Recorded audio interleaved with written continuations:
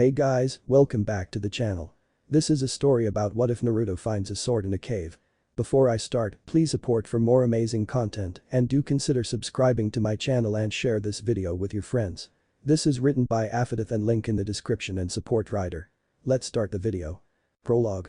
Naruto watched the body of Haku fall to the ground. Naruto dropped to his knees as he looked at the now dead girl. Why did she do that? Naruto thought. Why? Why? Naruto roared as red chakra bubbled around him. The mist completely vanished with a sudden burst of chakra. Naruto held his hand out towards Zabuza as a clawed hand made of red chakra shot towards him. Did you know that Haku loved you? Naruto asked in a demonic voice as he walked towards Zabuza and Kakashi. The red chakra was burning Zabuza. Naruto calmed down. Kakashi ordered. Gee, so you failed again, Zabuza. A man said. Naruto looked over to see a short fat man behind a bunch of men. Naruto watched the man's gaze drop to Haku. All I regret is that I couldn't kill that brat. That was the wrong thing to say. Naruto said as he dropped Zabuza who was suffering from severe chakra burns. Naruto started to walk towards the men. You clear a path and I will get Gato. Zabuza said angrily as he held his back. Naruto could see blood dripping onto the ground. I think I can do that. Naruto said as he dropped to all fours as a tail formed of chakra formed behind him. Kill them. Gato yelled desperately as Zabuza started running towards Gato. Duck.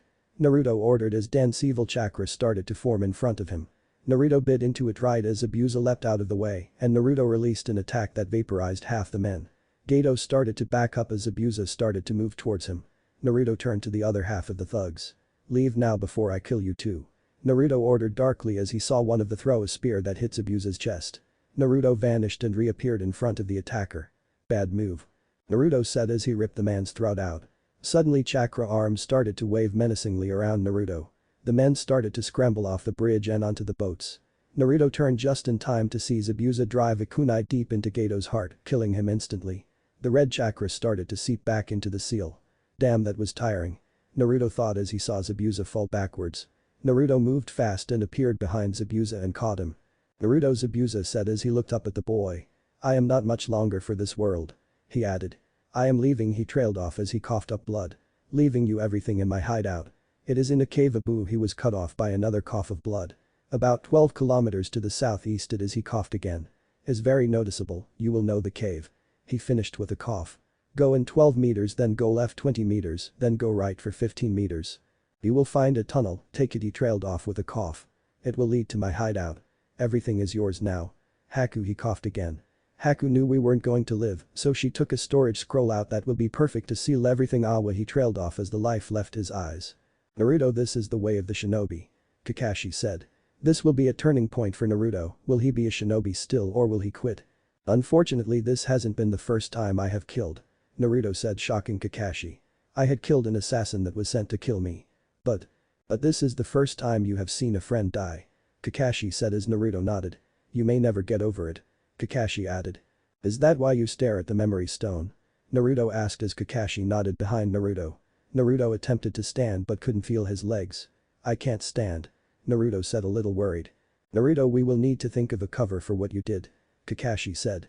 Sakura saw a lot of what you did. Kakashi added as he helped Naruto stand. I got an idea. Naruto said. It was a forbidden jutsu that I learned when I stole the forbidden scroll. Naruto said. Good idea, Naruto. Kakashi said as he helped Naruto over to Sakura, Sasuke and Tazuna. My skin feels like it is burning. Naruto said. That would be because that chakra literally burns human skin. Kakashi explained. But it also increases your regenerative powers exponentially. Kakashi added. Oh. Naruto said as they made it to Sakura who was currently bandaging Sasuke. Kakashi laid Naruto next to Sasuke. Naruto, what was that out there? Sakura asked. The forbidden jutsu I learned from the forbidden scroll when I was tricked into stealing it. Naruto lied smoothly. Kakashi explained more about it to me while we walked over. What turns my chakra red is actually my blood. It mixes with the chakra giving off that red hue. It increases my regenerative powers a lot, healing me faster than I was getting hurt. Naruto explained. I am the only one able to use it because of my natural regenerative powers. Naruto added. And it uses an extreme amount of chakra. Kakashi added. He is suffering from severe chakra exhaustion that would cripple a normal shinobi for about 2 weeks. And with Naruto's natural healing powers, he should be fine in 2 maybe 3 days. Kakashi said. Why must you do insane things, Naruto? Sakura asked as she started to look at Naruto to find unblemished skin. She didn't get an answer and saw that Naruto was unconscious. Chapter 1. The cave found. Naruto had spent 2 days laying in bed. He had attempted to get up after the first day saying he was fine. But he was knocked out thanks to Sakura's fist. When he woke up he found himself tied to the bed by chakra-infused wires. Today they were letting Naruto walk around as long as he promised not to train.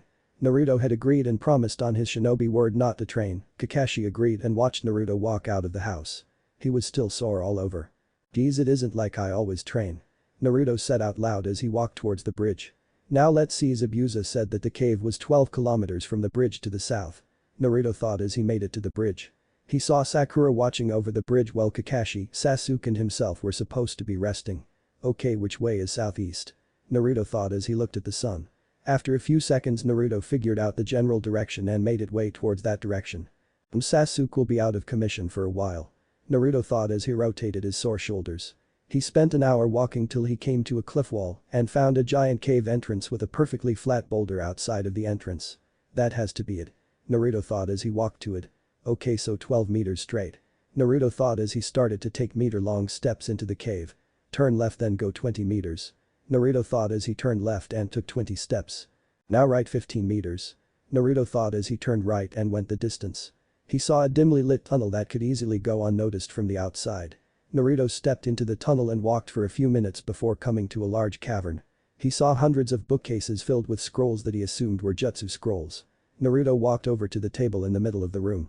He saw a letter next to a pile of scrolls. He picked up the letter.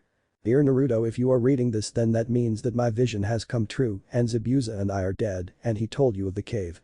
All the bookcases except one hold scrolls on ninjutsu, taijutsu, kinjutsu, jinjutsu and fuinjutsu. The single bookcase that doesn't have jutsu scrolls in it holds scrolls on history and herbs. Along with the scrolls you get to have the barrels of kunai and shuriken that are in the corner. On one of the walls holds a katana neither Zabuza nor I could wield. I remember hearing Zabuza saying something about only an Uzumaki can wield the blade. Maybe you should try and wield it. Oh, and you can have all my healing salves and toxins, they are clearly labeled on which are which. Do not mix them up. That should be about it. Love Haku. PS I am a girl. PSS. There is something at the entrance to this room that will help you hold all the scrolls." Naruto read the letter as he looked around at the walls to see a black-bladed katana with a dark indigo sheath in a glass case hanging on the wall. "Wow, that is beautiful," Naruto thought as he walked over to the case and opened it. He wrapped his hand around the handle and he felt tingling in his hand that soon went away. That was weird. Naruto thought as he placed the weapon in the sheath. Naruto looked at all the bookcases. He saw marking on the top of the bookcases that were the 5 elemental symbols. 2 bookcases to each symbol. Those must be ninjutsu scrolls. Naruto thought as he placed a scroll on the ground in front of one of the bookcases and pushed Charka into it. Smoke started to swirl around the bookcase before completely disappearing into the scroll. This will be easier. Naruto thought as he continued to seal the bookcases away. He marked 1 or 2 on the element scrolls to differentiate between the bookcases. It didn't take him long to seal the bookcases away and place the scrolls onto the table again as he started to seal the kunai and shuriken barrels away. I should be set with throwing weapons for a while. Naruto thought as he looked around the room. Something caught his eye at the entrance of the room. Naruto walked towards the tunnel and saw a pitch-black cloak hanging on the wall. Naruto ran his hand over it. It is softer than silk. Naruto thought as he lifted it off the hook and draped it over his shoulders. It was incredibly light too and made no sound at all as it settled around him. He noticed that the inside had pockets sewn into the cloak. Cool. Naruto thought as he walked over to the table and started pocketing the scrolls. Naruto soon left the now mostly empty chamber and walked through the tunnel. Oh man, I don't know how long I have been gone. Naruto said out loud, making his voice echo throughout the cave. It didn't take him long to walk out of the cave. He instantly backtracked to the bridge and turned to Tazuna's house. It didn't take him long to get back to the house. It was becoming dark when he got home. Sakura isn't going to be happy, Naruto thought as he walked in. He barely dodged a punch aimed for his head. "Baka, do you realize how late it is?" Sakura yelled as she tried to hit him again, to which Naruto dodged. "Stop trying to hit me," Naruto yelled desperately as he dodged the angered girl. "Sakura, stop it," Kakashi said lazily as she made one more attempt to hit him. "Is this how you treat an injured person?" Naruto asked. "I bet you were training," Sakura mumbled. "No, I went for a walk and lost track of time," Naruto said. "Plus I promised to not train, so I didn't train," Naruto told her as he brushed past her. "I will be training tomorrow," Naruto said with a smile. Sakura shook her head at Naruto. I bet you will nearly kill yourself training. Sakura said. Naruto shrugged. Good possibility. Naruto said. Oh Kakashi-sensei, when I fought Haku with my shadow clone something weird happened. Naruto said. Could he be figuring out the shadow clone jutsu? Kakashi asked himself. What is it? I sent clones out in all directions and Haku destroyed them all. I was able to remember what they did and what they saw. Naruto said. Oh, so you finally noticed. Kakashi said. The shadow clone jutsu is special because not only is it tangible but has a chakra network. The original person gains all the memories of the clones. What would take someone 12 hours could take someone 6 hours to do with one clone helping. Kakashi said. Really? Naruto asked. Yeah, but not many people can use this training technique effectively because of the mental strain it has. Kakashi added. Only someone of special circumstances can do this training. Kakashi told Naruto pointedly. Shadow clones can't do physical training. He added. Cool, maybe I can try this training later. Naruto said smiling. Oh, and Kakashi-sensei, do you know my elemental affinity? Naruto asked. Well, not really. Kakashi said. I left the element cards at the village. Kakashi told him. Okay. Naruto said as he yawned. I think I am going to bed. Naruto said as he walked away. Sakura and Kakashi watched Naruto walk away. Where do you think he got that cloak? Sakura asked. I think it was a gift. Kakashi said simply. We should wait for him to say where he got it. Kakashi added. Chapter 1.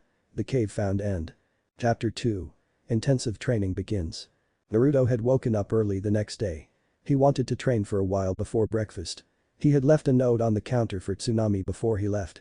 He walked a short distance to the small clearing he had found. What should I work on? Naruto thought as he pulled out the scrolls and unsealed all the bookcases. Naruto took one ninjutsu scroll from each bookcase, one taijutsu scroll, one kenjutsu scroll, 3 fuinjutsu scrolls. He also found chakra control exercises. This should be enough for a morning exercise. Naruto thought as he resealed all the bookcases. Come on, I need 160 clones. Naruto thought as he crossed his fingers. Shadow clone jutsu. Naruto exclaimed as 320 clones appeared. Okay, not quite what I was looking for. Naruto thought. But it is okay. Naruto added in his head as he split the clones up to do the training. Naruto used his chakra to climb up a tree until he got to a branch and did upside down sit-ups. Not only did this work his physical strength, but his chakra control. He also watched his clones working on the various things. It had been 2 hours straight of Naruto doing sit-ups when he saw Sakura coming. Naruto released the chakra holding to the tree and fell to the ground. He flipped at the last second and landed on his feet as he dispelled all the clones. He swayed under the knowledge he gained, but he shook his head clearing it. He turned to see Sakura walking up to him. Hey Naruto. Sakura called as Naruto turned to her, his hood hand flipped up onto his head while he fell to the ground. Hey Sakura. Naruto said as she stopped in front of him. How can I help you? Naruto asked. You are strong, right? Sakura asked as Naruto nodded. Is there any way you could help me grow stronger? Sure. Naruto said. But first you need to increase your chakra reserves. Naruto told her. How did you increase your chakra so much? Sakura asked. That is a secret. Naruto said to her. But I do know ways that will increase your chakra reserves. Naruto told her. What you have to do is empty your chakra reserves and let them refill. Naruto told her. How should I do that? Sakura asked. You can climb the tree with chakra until you can't anymore. Naruto suggested. That should be enough to drain your chakra. How long can you do that kind of training? Sakura asked. I would say about 2 maybe 3 days before I got my second wind. Naruto told her, shocking her. My chakra reserves are massive, you will most likely never get the amount of chakra I hold now. Naruto added. Are you insulting me? Sakura asked. No, I am just stating a fact. Naruto said. Not even the Hokage has as much chakra as I do. Naruto told her, which shocked her. Ask Kakashi-sensei, no one in Konoha can create as many shadow clones as I can. Most Jounin can make 1 or 2 powerful clones, while I can create hundreds of clones at least Chunin level chakra capacities. Naruto explained to her. Wow. Sakura said. So pick a tree and climb it. Naruto told her. Okay. She said as she went to a tree. Oh, and if you need a sparring partner I will make you a few clones to fight.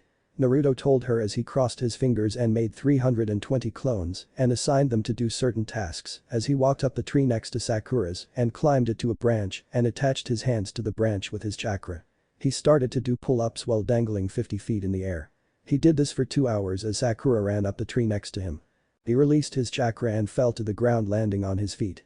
Sakura. Naruto called up to her. Ya Naruto. Sakura asked as she landed next to her. Why don't you take a break? Naruto asked as he saw her panting. Nah, I can go a few more times. Sakura said. How about sparring? Naruto asked as he made shadow clones. That way you are still training, but you are giving your chakra coils a rest.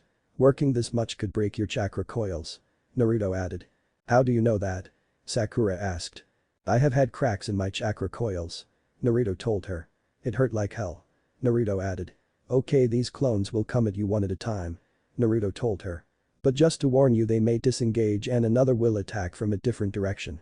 I will be going for a run. Naruto told her simply as he started to run. He spent another hour running around when he saw a building in the middle of the forest. That is odd. Naruto thought as he slowly crept towards the building and looked through one of the windows to see the two thugs that attempted to kidnap Tsunami and Inari. Around them were 20 other thugs. Once those Konoha shinobi leave, we will run over the village again. One of the thugs said. Beyond, without that weird shinobi that killed half of us without blinking an eye, it will be easy. Another said. Naruto slowly started to back up, not looking where he was going, and backed right up into a person. What are you do? His sentence was cut off as Naruto slashed out, slicing through his throat with his katana. He fell to the ground, clutching his neck. Shit. Naruto thought as he made a clone before he dragged the dead man away. The clone had hinged himself into the dead man. Naruto concealed the man in a hole before leaping away. Naruto appeared next to Sakura before dispelling the clones in a large puff of smoke. Sakura, come with me. Naruto said as he processed all the information. He instantly turned and leapt away towards Tazuna's house. What is it, Naruto? Sakura asked. Some thugs stayed back. Naruto told her as they leapt from branch to branch. I left a clone to act as a guard I took out.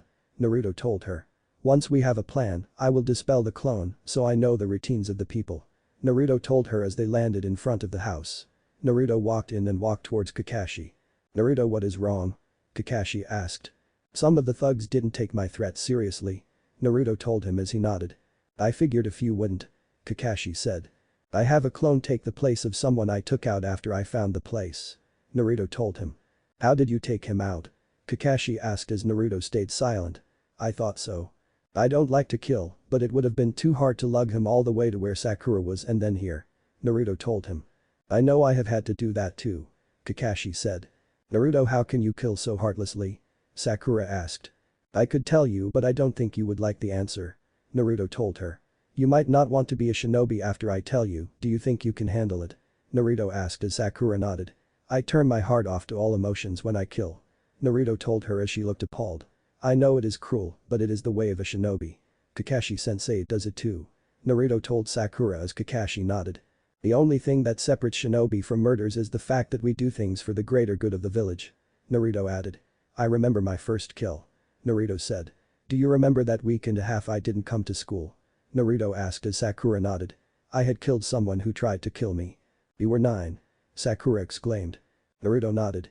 I was so grief-stricken until the old man told me something. Naruto told her. What was it? Sakura asked. I can't tell you until you get your first kill. Naruto told her. Or else you won't get what I tell you. Naruto added as he turned to Kakashi. What are we going to do, Kakashi-sensei? Naruto asked. You are still incapacitated, along with Sasuke. Naruto said. Come up with a plan and run it by me. Kakashi said. I won't be able to help for a week and we have to go back in 3 days. Kakashi added. Okay, I will be thinking about it. Naruto said. This leaves only Sakura and I. Naruto thought. I could just rush the building, but in the chaos I could escape and gather followers. We will have to make a decisive move. Naruto thought as he walked out. Sakura, come on. Naruto said as she followed. Naruto, what are you thinking about? She asked. A plan for taking them all out at once. Naruto said. You could rush them with shadow clones. Sakura said. I thought of that, but in the chaos a few might be able to escape and gather followers. Naruto told her. We would be doing nothing. Naruto added. While we train I will set a few clones aside to discuss plans. Naruto told her as they made it to the clearing. Naruto placed a seal on the ground and pushed chakra into it. A bookcase appeared, shocking Sakura. In this bookcase is about 200 scrolls on different taijutsu styles. Naruto told her. Find one you like and practice it. Naruto ordered as he laid out more seals and unsealed more bookcases. He replaced the scrolls he had taken and took some new ones. He sealed all the bookcases away. Naruto, where did you get all these? Sakura asked. Zabuza told me about his hideout before he died. Naruto told her simply. That is where I got this cloak and all the scrolls. Naruto told her before he made more clones. He set aside a few and instructed them to come up with plans on what to do. Naruto cracked his neck. Now to spar. Naruto said as he made even more clones. Naruto was currently defending against his clones. Sparks were flying all over the place as Naruto parried the attacks. He slipped under an attack and dealt a devastating blow to the clone, making it disperse. He kicked out as another clone attacked, dispersing that one too. It didn't take Naruto long to take out the set of clones. Naruto stretched before making a lot more clones and had them attack him at once. For a while Naruto struggled to keep up with the mass number of clones, suffering from several cuts and bruises that didn't take too long to heal. But he soon found a pattern and started to dispel clones one at a time. He was slowly gaining speed. It got to the point that Naruto's arm was a blur of movement around him. Cloud of smoke surrounded Naruto. I am going to need to get weights. Naruto thought as he destroyed another clone with a well-placed slash. The clones weren't getting as many hits as when they had started. Naruto was growing in ability exponentially. With every clone he beats, fewer times he gets hit. By the time he finished the last clone, none of them could hit him. Naruto was drenched in sweat, so he took his cloak and coat off to reveal a metal mesh shirt under it. Sakura had stopped practicing the taijutsu she was learning and turned to gawk at Naruto. She could see his muscles flex under the shirt. Even inner Sakura was speechless. When the hell did Naruto get muscles like that? Sakura thought as she shook her head. What am I thinking? I love Sasuke-kun. Sakura thought again. But look at that body. It is like a god. Inner Sakura exclaimed. I am not listening. Sakura thought as inner Sakura went on and on about Naruto. Naruto, I need a sparring partner. Sakura called. Okay. Naruto said as he made her a few clones. Don't worry, they will just use taijutsu. Naruto told her as the clones walked over. Thanks. She said as started to fight with the clones. That was odd, I thought I saw her staring at me. Naruto thought as he shook his head. Too bad I don't have a crush on her. Naruto thought as he sat down and closed his eyes. Naruto's mindscape. Rip rip rip rip. What is that? Naruto thought as he opened his mind to see that he wasn't in the forest anymore. He looked at the ceiling and saw pipes leading all over the place. The ground was covered in water, but he wasn't getting wet. This place is odd. Naruto thought as he saw light pouring out of a room. Maybe someone is in there. Naruto thought before he walked towards the door. Naruto looked into the room to see a large cage with a kanji for seal on the door. He saw two red slitted eyes snap open. So you have come. A voice said from inside the cage. It took you long enough. The voice said again. I mean, you woke me up 3 years ago. The voice said as it moved closer to the cage gate. What are you? Naruto asked as he saw tails weaving behind the creature. Why, I am the so feared nine-tailed demon fox Kyabi no Kitsune. Kyabi told Naruto. Do not fret, human, I am not a demon that they have said. None of the tailed beasts are. We are what the people of your world call summons. The 9 most powerful ones. I am the queen. If you aren't a demon, then why did you attack Konoha? Naruto asked with narrowed eyes. I attacked because I was forced to. Kyabi told him. Both times. She added as Naruto looked confused. The first time I attacked I was forced to in the battle between Madara Uchiha and Hashirama Senju Yoshidame Hokage. Madara Uchiha used his Manjikyu Sharingan to control me. But Hashirama Senju's wood-release jutsus were able to weaken me enough for his wife Mito Senju to seal me into herself. Making her the first Jinchuriki of myself. Herself and I were friends. But then she was dying and the humans feared that I would attack again, so they pulled my soul out of her and sealed me into Kushina Uzumaki, my second Jinchuriki. She found love and had a son. That son became my third and hopefully last Jinchuriki. You know my parents? Naruto asked. Yes, I do, they were great people. Kyabi told him. Kushina died a while after I was forced out of her by Madara Uchiha, then I was forced to attack Konoha, but Minato Namikaze was able to seal me into you, cancelling the control Madara had over me. Kyabi explained. Now I am back to my cheery self. Kyabi added. Why aren't you mad about being sealed? Naruto asked. Because once I was sealed into Mito Senju I knew that I was destined to die eventually. Kyabi told Naruto. Every time I am unsealed and resealed, a little part of me is left behind in the previous Jinchuriki. Eventually nothing would be left of me but pure chakra. Kyabi explained. My mind would be erased and nothing would be left but a mindless beast. Wow. Naruto said. Well, I guess chances are you won't be unsealed. Naruto said. I hope so, but you will never know. Kyabi told him. The best that I could do is prepare you for what is to come. She added. First of all is that you need to place this seal onto your cloak. Kyabi said as a seal formed on the water in front of Naruto. That cloak of yours is made of chakra conducting metals. The chakra circulates through the cloak and into you now, but with this seal it will block the chakra to go back into yourself. She explained. As the cloak gains chakra, it gains in weight. Kyabi told him. Now you should go back, your teammate just finished the last clone. Kyubi told him before pushing him out of his subconscious with a surge of her power. Real world. Naruto cracked open an eye right as Sakura beat the last clone. How was the sparring? Naruto asked. They were fine. Sakura said as Naruto nodded. I thought you had fallen asleep. Sakura said. I didn't, I was just meditating. Naruto told her. How long have I been out for? Naruto asked. Nearly 3 hours. Sakura said. Okay. Naruto said as he dispersed all the clones. He noticed that every time he did this type of training the strain on his mind was getting less and less. Seems the clones had come up with a plan. Naruto said. Then played rock paper scissors for 3.5 hours. Then added in his head. Oh, that is good, what is it? Sakura asked as Naruto explained it to her. And you will know what the plan is when it is put into action. Wow, that is amazing, Naruto. Sakura complimented. Thank you. Naruto said smiling. Come on, let's get back, it is almost time for lunch.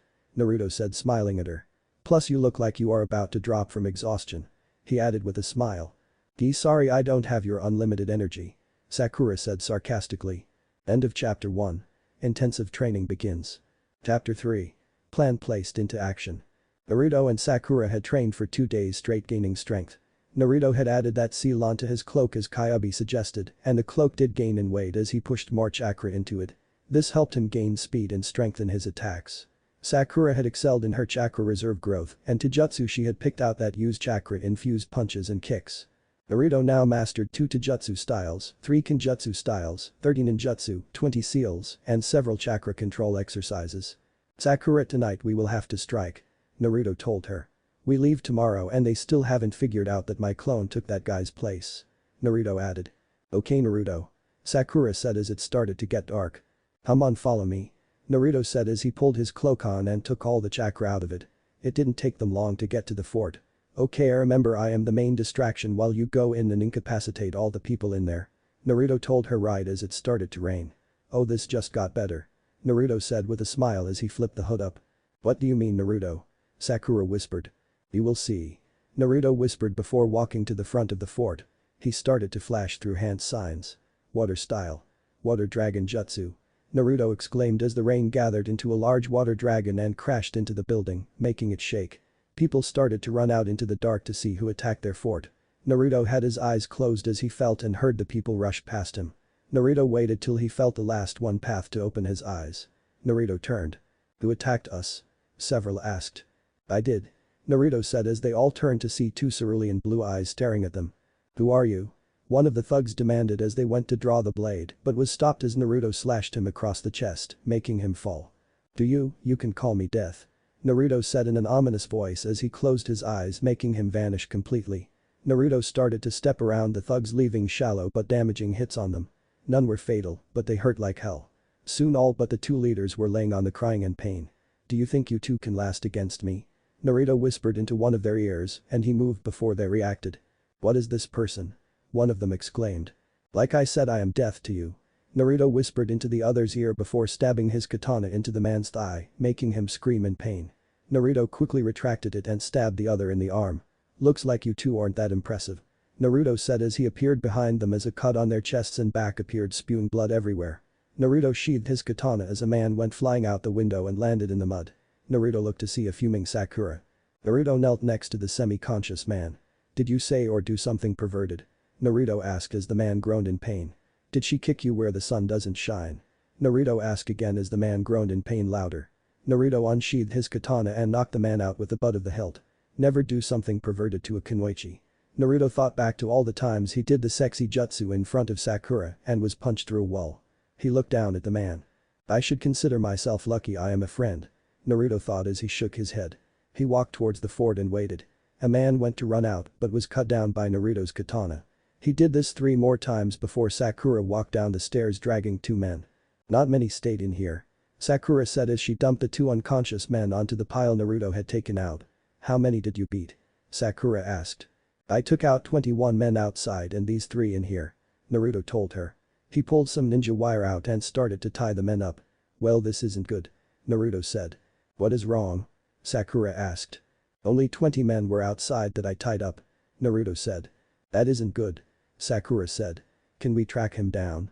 Sakura asked. Not in the slightest. Naruto told her. This rain is coming down too hard, the tracks would be erased within a few seconds. Naruto explained as Naruto made clones to take the thugs away to the jail in the village. Oh, do you think they will be back? Sakura asked. No, I think they thought I was an apparition. Naruto told her. But I think it is a matter of time until they figure out I am not a part of this country. Naruto added. Do you think they will try and take over? Sakura asked as she followed Naruto back to the house. I don't know that. Naruto told Sakura. It could happen. Naruto added as they walked into the house. How did it go? Kakashi asked. One escaped. Naruto told him. But that may be a good thing. Naruto said, confusing Kakashi. They thought I was a specter, protecting the wave country. Naruto added. So they will spread the rumor of a ghost protecting them. Kakashi said as he nodded. Well, you two get some rest, we are leaving tomorrow. He told the two who nodded and walked to their rooms. Those two are growing in strength together, I wish Sasuke will join them. Kakashi thought as he looked around and pulled the little orange book. She straddled his reading was interrupted by a ladle flying in from the kitchen, knocking him out. How many times do I have to tell that pervert not to read those in the house? Tsunami asked herself as she went to receive her spoon. She retrieved it and walked back to the kitchen. Chapter 4. Home at last. Team 7 took 2 extra days getting back because Kakashi and Sasuke were still injured. Sakura barely fawned over Sasuke on the way back. She mostly joked around with Naruto. Naruto was actually getting more and more quiet as they walked towards Konoha. He was now always wearing the hood on the way back. The most they saw of Naruto was his blue eyes in certain lights and the faint shadow of his jaw. At night he would blend in completely with the darkness and covered his presence so much that not even Kakashi could sense him. Sakura and Sasuke were wondering what is happening to the loud mouth they were teamed with had got to.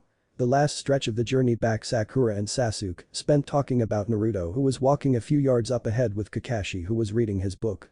Sasuke, what is happening to Naruto? Sakura whispered to Sasuke. I don't know, Sasuke. Sasuke replied. It could be that when he killed all those people it affected him. I doubt that. Sakura said. He has killed before. She added, shocking Sasuke. I think it was the shock of seeing someone close to him die up close. She said as they walked. She looked at their now mostly silent teammate. His cloak flapped in the wind, showing new black ninja pants. That could be it. Sasuke said. But he only knew Haku for a day though. Sasuke added. That may be true, but there is something about Naruto that allows him to make friends really easily. Sakura said. It could take an hour and Naruto could be friends with someone who gives him a chance. She added. Why the hell isn't he paying attention to us? Inner Sakura yelled angrily. Sakura had to admit she missed his attention. But Naruto and Kakashi. They're talking about me again. Naruto said simply. That is because you are changing, Naruto. Kakashi said. You are not being loud anymore. Kakashi added. Well, if I am always loud I will be killed. Naruto said simply. That is true. Kakashi said as he resumed reading his book. A silence hung in the air for the last 2 hours of the trip. Sasuke and Sakura were staring at Naruto while Kakashi read his book and Naruto was studying a new seal. What is that? Kakashi asked. It is a new storage seal that I already know. Naruto said. I want to see if I can make some changes to it to make it more effective. Naruto told him. So far I really can't think of a change. Naruto added as he continued to stare at a certain point on the seal. How can you see while looking at that seal so intently? Kakashi asked. Naruto pointed to a flock of birds in the sky. He saw one of the birds vanish in a burst of smoke. Shadow clones hinged into birds. Naruto told him as he continued to look at the scroll. I gain the memory of one clone every 5 minutes. Naruto explained to Kakashi without looking up from the scroll. Where did you get all those scrolls you are always reading? Kakashi asked. Zabuza gave them to me. Naruto said simply. Once we are home I am going to organize the scrolls by difficulty. Naruto added as his eyes widened. If I move this marking towards the left a little while, twisting this one to the right and making this one straight, it will become 20% more efficient. Naruto said out loud. Kakashi looked at the sealing scroll and his eyes widened. That is a very advanced storage seal. Kakashi thought as he recovered quickly and covered his shock. Okay, time to work on the next seal. Naruto said as he pocketed the storage seal and pulled out an elemental seal. Naruto unrolled it and stared at it. This scroll is used, but placing it on the handle of a kunai and channel chakra into it.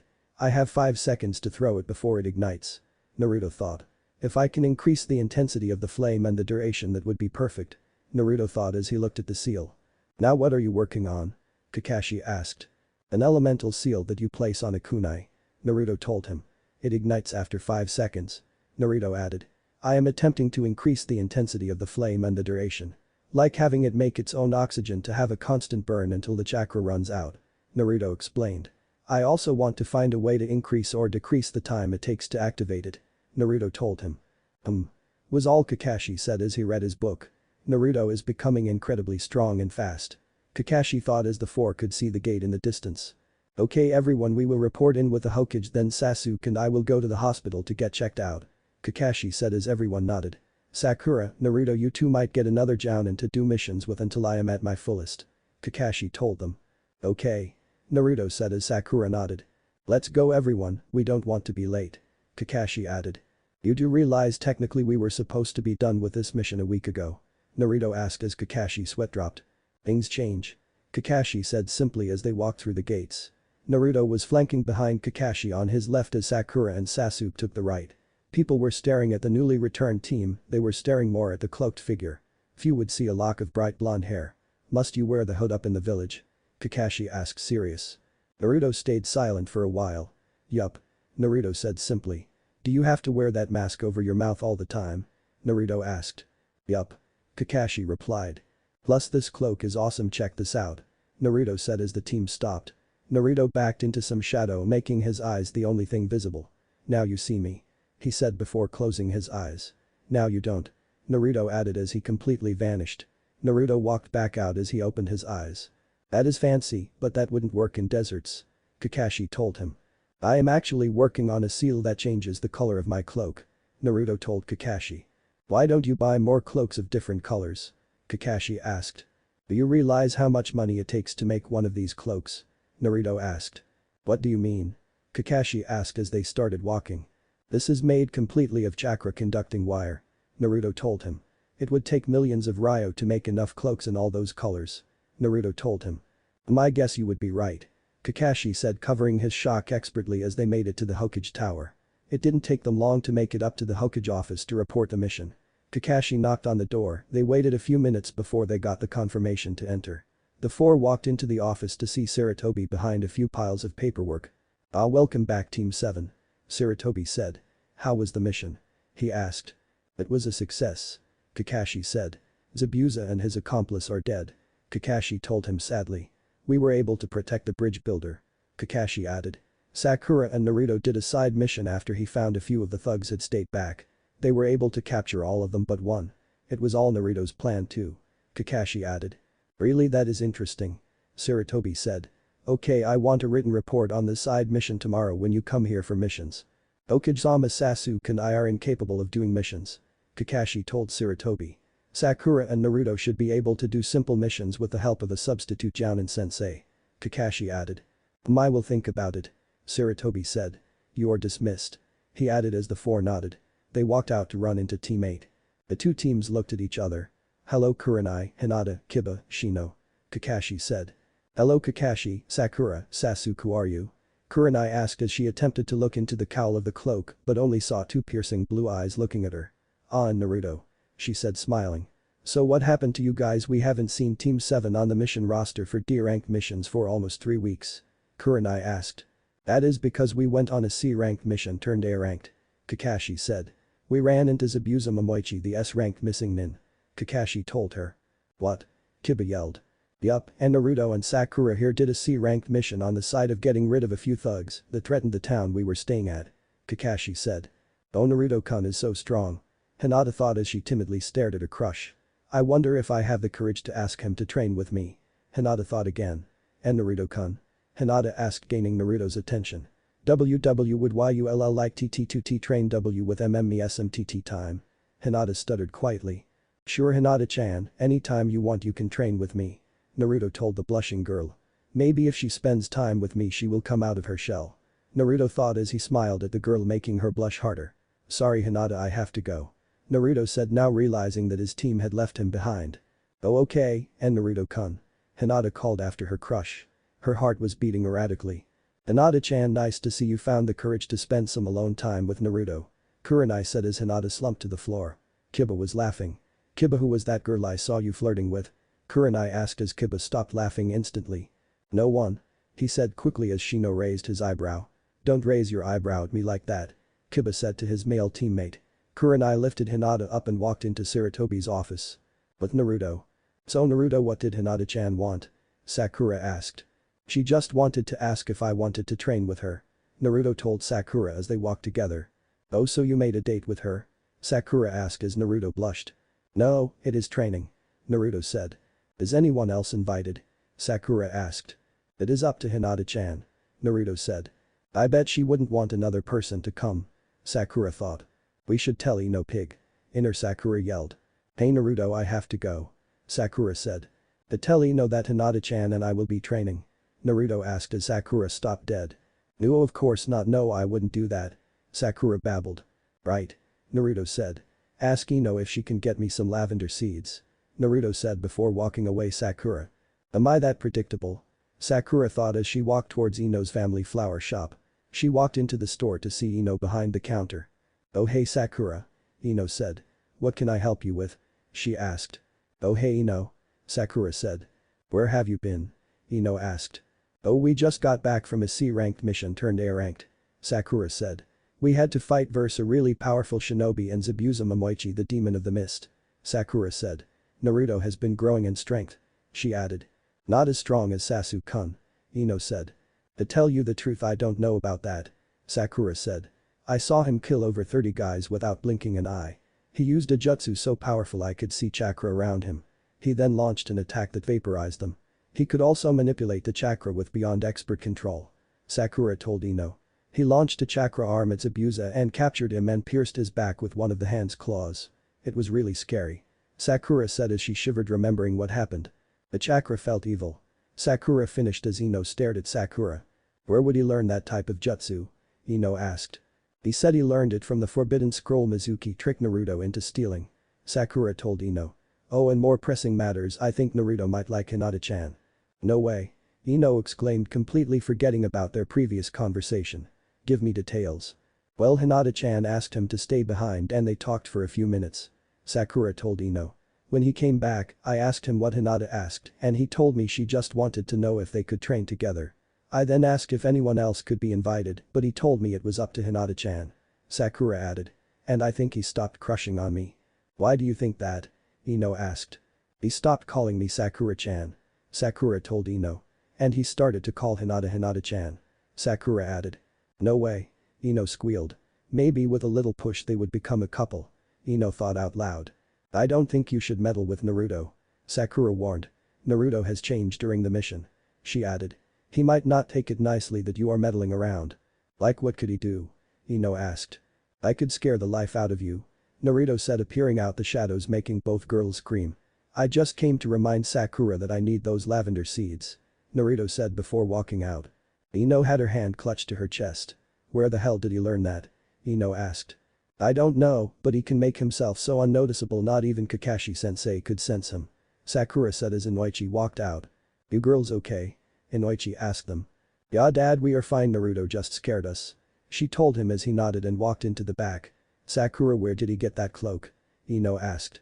He got it from Zabuza. Sakura told Ino. Supposedly he told Naruto where his hideout was and Naruto went there 2 days after recovering from that jutsu. He came back wearing that cloak. She added. Along with a lot of scrolls and who knows what else. Sakura told Ino. Do you think we could follow Naruto? Ino asked. And spy on them? Please don't spy on me. Naruto said as he walked into the store, scaring the girls again. I just came to tell Sakura that I got a lead on who our temporary sensei will be. Who is it? Sakura asked. Anko Mitarashi. Naruto said. Whatever you do, don't be late. Naruto said as he walked back out. I wonder what that was about. Ino asked. What is about? Inoichi asked walking out. Oh, Naruto just told Sakura who their temporary sensei is. Ino said. Do you know Anko Mitarashi? She asked as Inoichi dropped the vase he was holding. She is eccentric. Inoichi said. I have seen training grounds or what is left of them after her and Naruto have a casual spar. Inoichi told her. There is one thing she doesn't tolerate and that is tardiness. I suggest getting to the training ground early. Inoichi told her as he cleaned up the mess he made. I think I need to go. Sakura said, a little nervous as she left. That was mean, father. Ino scolded. I wasn't lying. Inoichi said seriously. There is a reason she is in the Anbu interrogation unit. He told Ino simply. A reason I cannot tell. He added before leaving Ino. Chapter 5. Team Anko. Naruto appeared in the training grounds and instantly ducked under a fist. "You will have to be faster than that Anko Ni-chan," Naruto said. She could hear the smirk on his voice. "You are too predictable," Naruto added. "Oh yeah?" A voice asked behind him as he felt something pointy press into his back. Suddenly Naruto exploded in a puff of smoke and Anko felt a point in her back.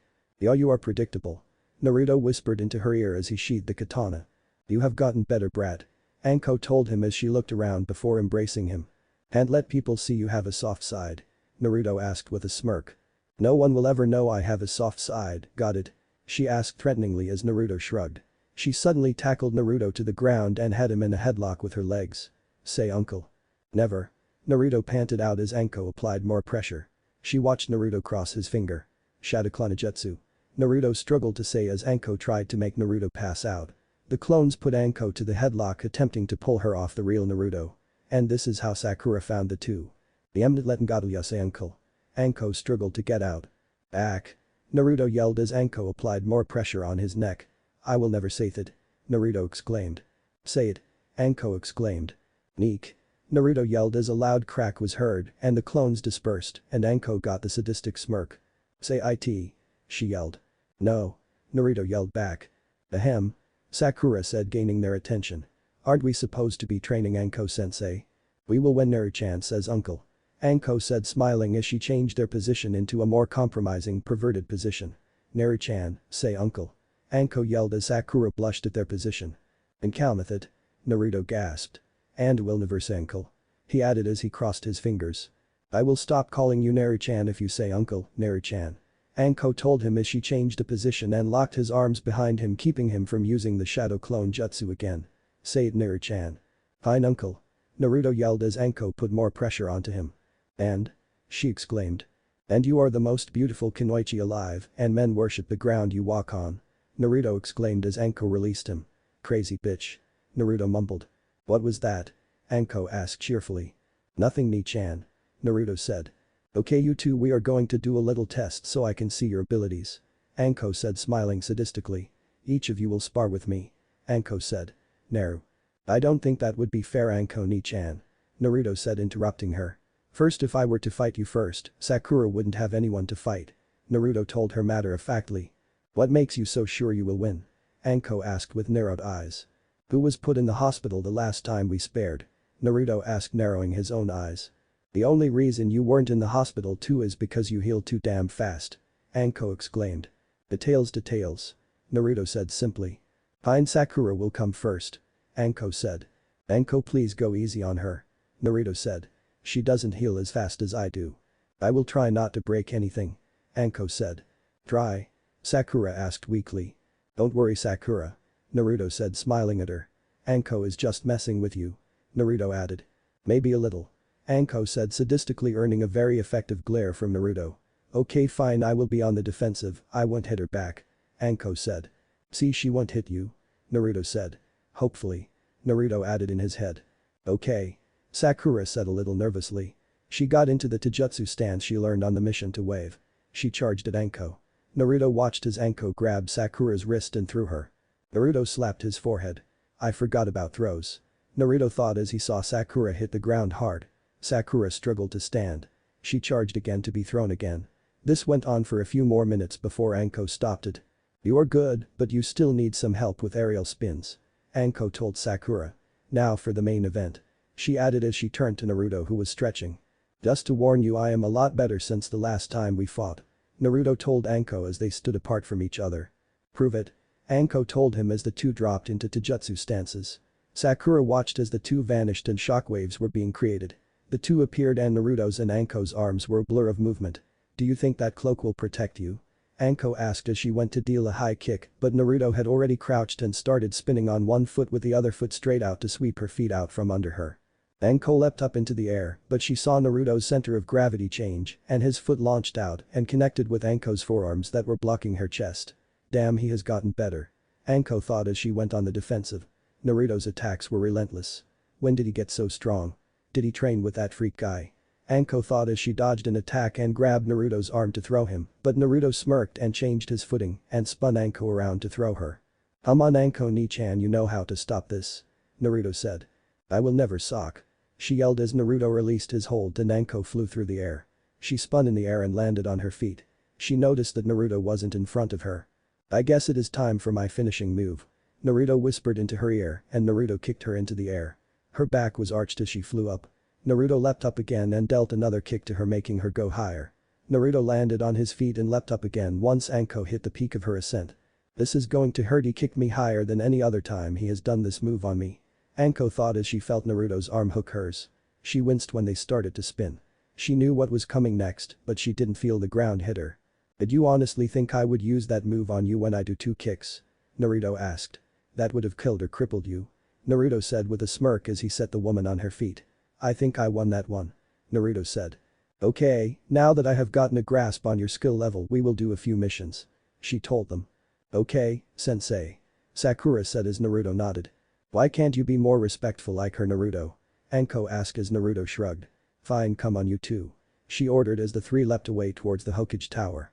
We will be getting a mission and no complaining. Why are you two looking at me? Naruto exclaimed. No reason. They chimed in unison as they went to the Hokage Tower.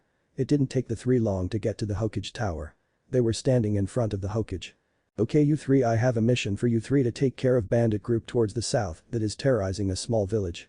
There is a chance of Chunin ranked missing mins. Sarutobi told them. The chances are it is a high-level C ranked mission or a low to medium B ranked. We will determine the ranking when you get back. He ordered. Team Anko go. He ordered as the 3 leapt out the window. Who needs to get their items? Anko asked. I do. Sakura said as Naruto shook his head no. Okay, meet us at the front gate in 5 minutes. She ordered as Sakura nodded and leapt towards her house. Naruto, why don't you need anything? She asked as Naruto pulled a scroll out. Storage seal. She asked as Naruto nodded before replacing it into his cloak. He pulled another scroll out and leaned against the gate while studying it. What is that? An ancient ninjutsu that was outlawed. Naruto told her. Why are you studying it? She asked. It might come in handy later, it is something that only I can do. Naruto told Anko as his eye shifted down to his stomach. Ah okay. Anko said. What does it do? Anko asked. The resurrection jutsu. Naruto told her. At the sacrifice of 100 years of my life I can resurrect one person completely, even with their own body and soul. But they will only live for about 30 years from the time I resurrect them. Naruto explained. How many times can you use it? Anko asked. Probably once. Anko thought. 7 or 8 times. Naruto said, shocking her. I am trying to find a way to decrease the amount of years it takes from my life and increase the years of the person I am resurrecting. If the person I am resurrecting body is still fresh, I can bring them back easily without much life taken off for me. Naruto explained. It takes more of my life force to recreate an entire body and place the soul into it rather than just placing a soul into the body. Naruto explained as Sakura walked up to them with her bag slung over her shoulder. Naruto replaced the scroll into his cloak and turned to the gate. Okay you two, let's get this mission done, I have an appointment later. Anko said. In other words, she means she is going to stalk Iruka-sensei again. Naruto told Sakura. It isn't stalking. Anko exclaimed. Oh yeah, she calls it protective surveillance. Naruto said with a smirk. I have no idea what you are talking about. Anko denied as they leapt away. Oh then you wouldn't mind him talking to other women? Naruto said as he saw her tense up. Nope. She struggled out. Why would I like him? She asked through gritted teeth. My guess that whole tripping and falling into his lap was an accident. Naruto said. That was an accident. Anko exclaimed. Right, Naruto trailed off as Sakura stifled a giggle. HPHM. She grunted. Naruto, think of plans on all possible scenarios. Anko ordered as Naruto nodded and crossed his fingers and created 20 clones. The clones instantly stopped and started to converse. Finally figured out the shadow clone jutsu's usefulness. Anko asked as Naruto nodded. A silence came over the group. We will show up into town and see if we can get any information. Anko said, breaking the silence. You two are my siblings, we are going to visit our grandmother who is on her deathbed. She told the cover story. How is that going to work? Sakura asked. You have purple hair, I have pink, and Naruto's is bright blonde. Sakura told her. Not that they would see his hair with that cloak on. Sakura added. That is true. Anko said. Okay Naruto, you are not allowed to talk or show your face. If asked why, I will answer for you. She told him as Naruto nodded. We don't know our father, but our mother had pink hair. Anko said as Sakura nodded. That should be a good cover story for this mission. She added. I guess that will work. Sakura said. Naruto made a hand sign under the cloak and was covered in a puff of smoke. "What were you doing, Naruto?" Anko asked. "If people ask, just tell them that I was horribly burned," Naruto told her as they landed a few miles from the village. "Okay, act as civilians," Anko told them as they started walking. "What are our aliases?" Sakura asked. "I will be Hikari," Anko said as Naruto snickered. She sent a half-hearted glare at Naruto. "Naruto will be Arashi, and you will be Akira," Anko told her as Naruto nodded. "From this point we will refer to each other by those names," she ordered. "Okay," Sakura said as they walked the last stretch in about a half hour. The small village had a register at the gate with a guard. Sakura started to get nervous. Naruto saw this and placed his hand on her shoulder trying to calm her. Anko walked up to the guards. "Hello, miss," the guard said. "Who may you three be?" he asked. "I am Hikari Yamino, this is my younger brother Arashi," she said pointing to Naruto. "And my sister and Arashi's twin Akira," she said pointing to Sakura. "We will have to ask Arashi to take his cloak off," the guard said. "I am sorry, but since a terrible accident 3 years ago he hasn't taken the cloak off since," Sakura said thinking fast. "You see, I was cooking and accidentally spilled some water into a pan of oil." Sakura trailed off as if remembering a horrible experience. "Flames went everywhere, but Arashi Nai-chan pushed me out of the way and got horribly burnt," Sakura finished sadly as Naruto tilted the hood back to reveal a badly burned face. Sakura looked like she was close to tears. "My brother doesn't speak anymore because of me," Sakura exclaimed as fake tears streamed down her eyes. "Oh, I am sorry for making you remember that," the guard said quickly as Anko wrapped her arms around Sakura and pretended to soothe the girl. "You may go in," he said. Once away from the guards and prying ears, Anko turned to Sakura. "That was good back there," Anko whispered as Naruto nodded. Naruto could feel the eyes on them. He tapped Anko on the shoulder and pointed to a food stand. "You hungry?" she asked as Naruto nodded. Naruto made an extremely fast indication that they were being watched. So fast that no one under Jounin could see the hand movement. Anko looked around as if trying to find somewhere else to go. "Arashi-chan, why must we always eat ramen?" Anko asked as Naruto shrugged. "I think Akira should pick the place, she is quite upset," she said as Naruto slumped forward. "Let's go to a dango shop," Sakura said in a sad voice. "A dango?" Anko yelled like a child gaining attention. Naruto slapped his forehead and glanced at Sakura pointedly. "Ops," Sakura whispered as Anko started to drag them around the small village. After 15 minutes Anko had found a dango shop and started to bounce up and down. She instantly raced in, leaving Naruto and Sakura standing outside. Sakura quickly followed as Naruto calmly walked into the shop and saw his siblings sitting at a table. Anko was bouncing in her seat. Naruto shook his head as he joined them and sat across from them. It didn't take long for a waitress to walk up. "What can I get for you?" the waitress asked. "Green tea and dango," Anko exclaimed childishly as the waitress nodded and wrote something down. She then turned to Sakura. "I will have green tea and red bean soup," Sakura said as the waitress wrote her order down. Naruto didn't speak and the waitress was getting annoyed when Naruto pointed at Anko and Sakura. "What would you like, sir?"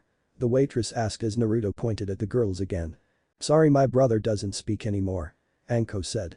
"What he wants is green tea, dango and red bean soup." "Oh, I am sorry, I didn't know," the waitress said bashfully. She looked down in shame but felt a hand on her shoulder. "Don't worry, he forgave you," Sakura said. "Thank you, I will get your food immediately," she said before bowing and walked away. Sakura and Anko were making light conversation as Naruto listened to the gossip in the small shop. Suddenly Naruto's warning bells in his head started to go off. "What is going on?"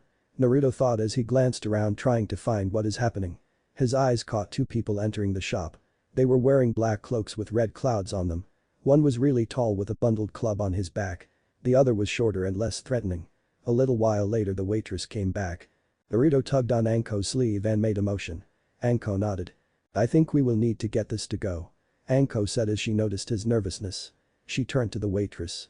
"Arashi-chan is tired, can we take these to go?" Anko asked as the waitress came back with their food and drinks. "For my actions earlier, this is on the house," the waitress said as Anko smiled and took the bag and the three left. Naruto was leading them towards a hotel. What is wrong with Naruto? The two thought as they watched him. They found a hotel and Naruto walked up the receptionist. "Just 3?" she asked as Naruto nodded. "2 rooms?" she asked as Naruto shook his head. "Okay, we have 1 room with 2 beds and a couch left," she told him as he nodded and placed some money on the counter and she gave him a key. "Room 24 on the 2nd floor," she told him as he walked away with Anko and Sakura close behind. Sakura was getting nervous about his nervousness.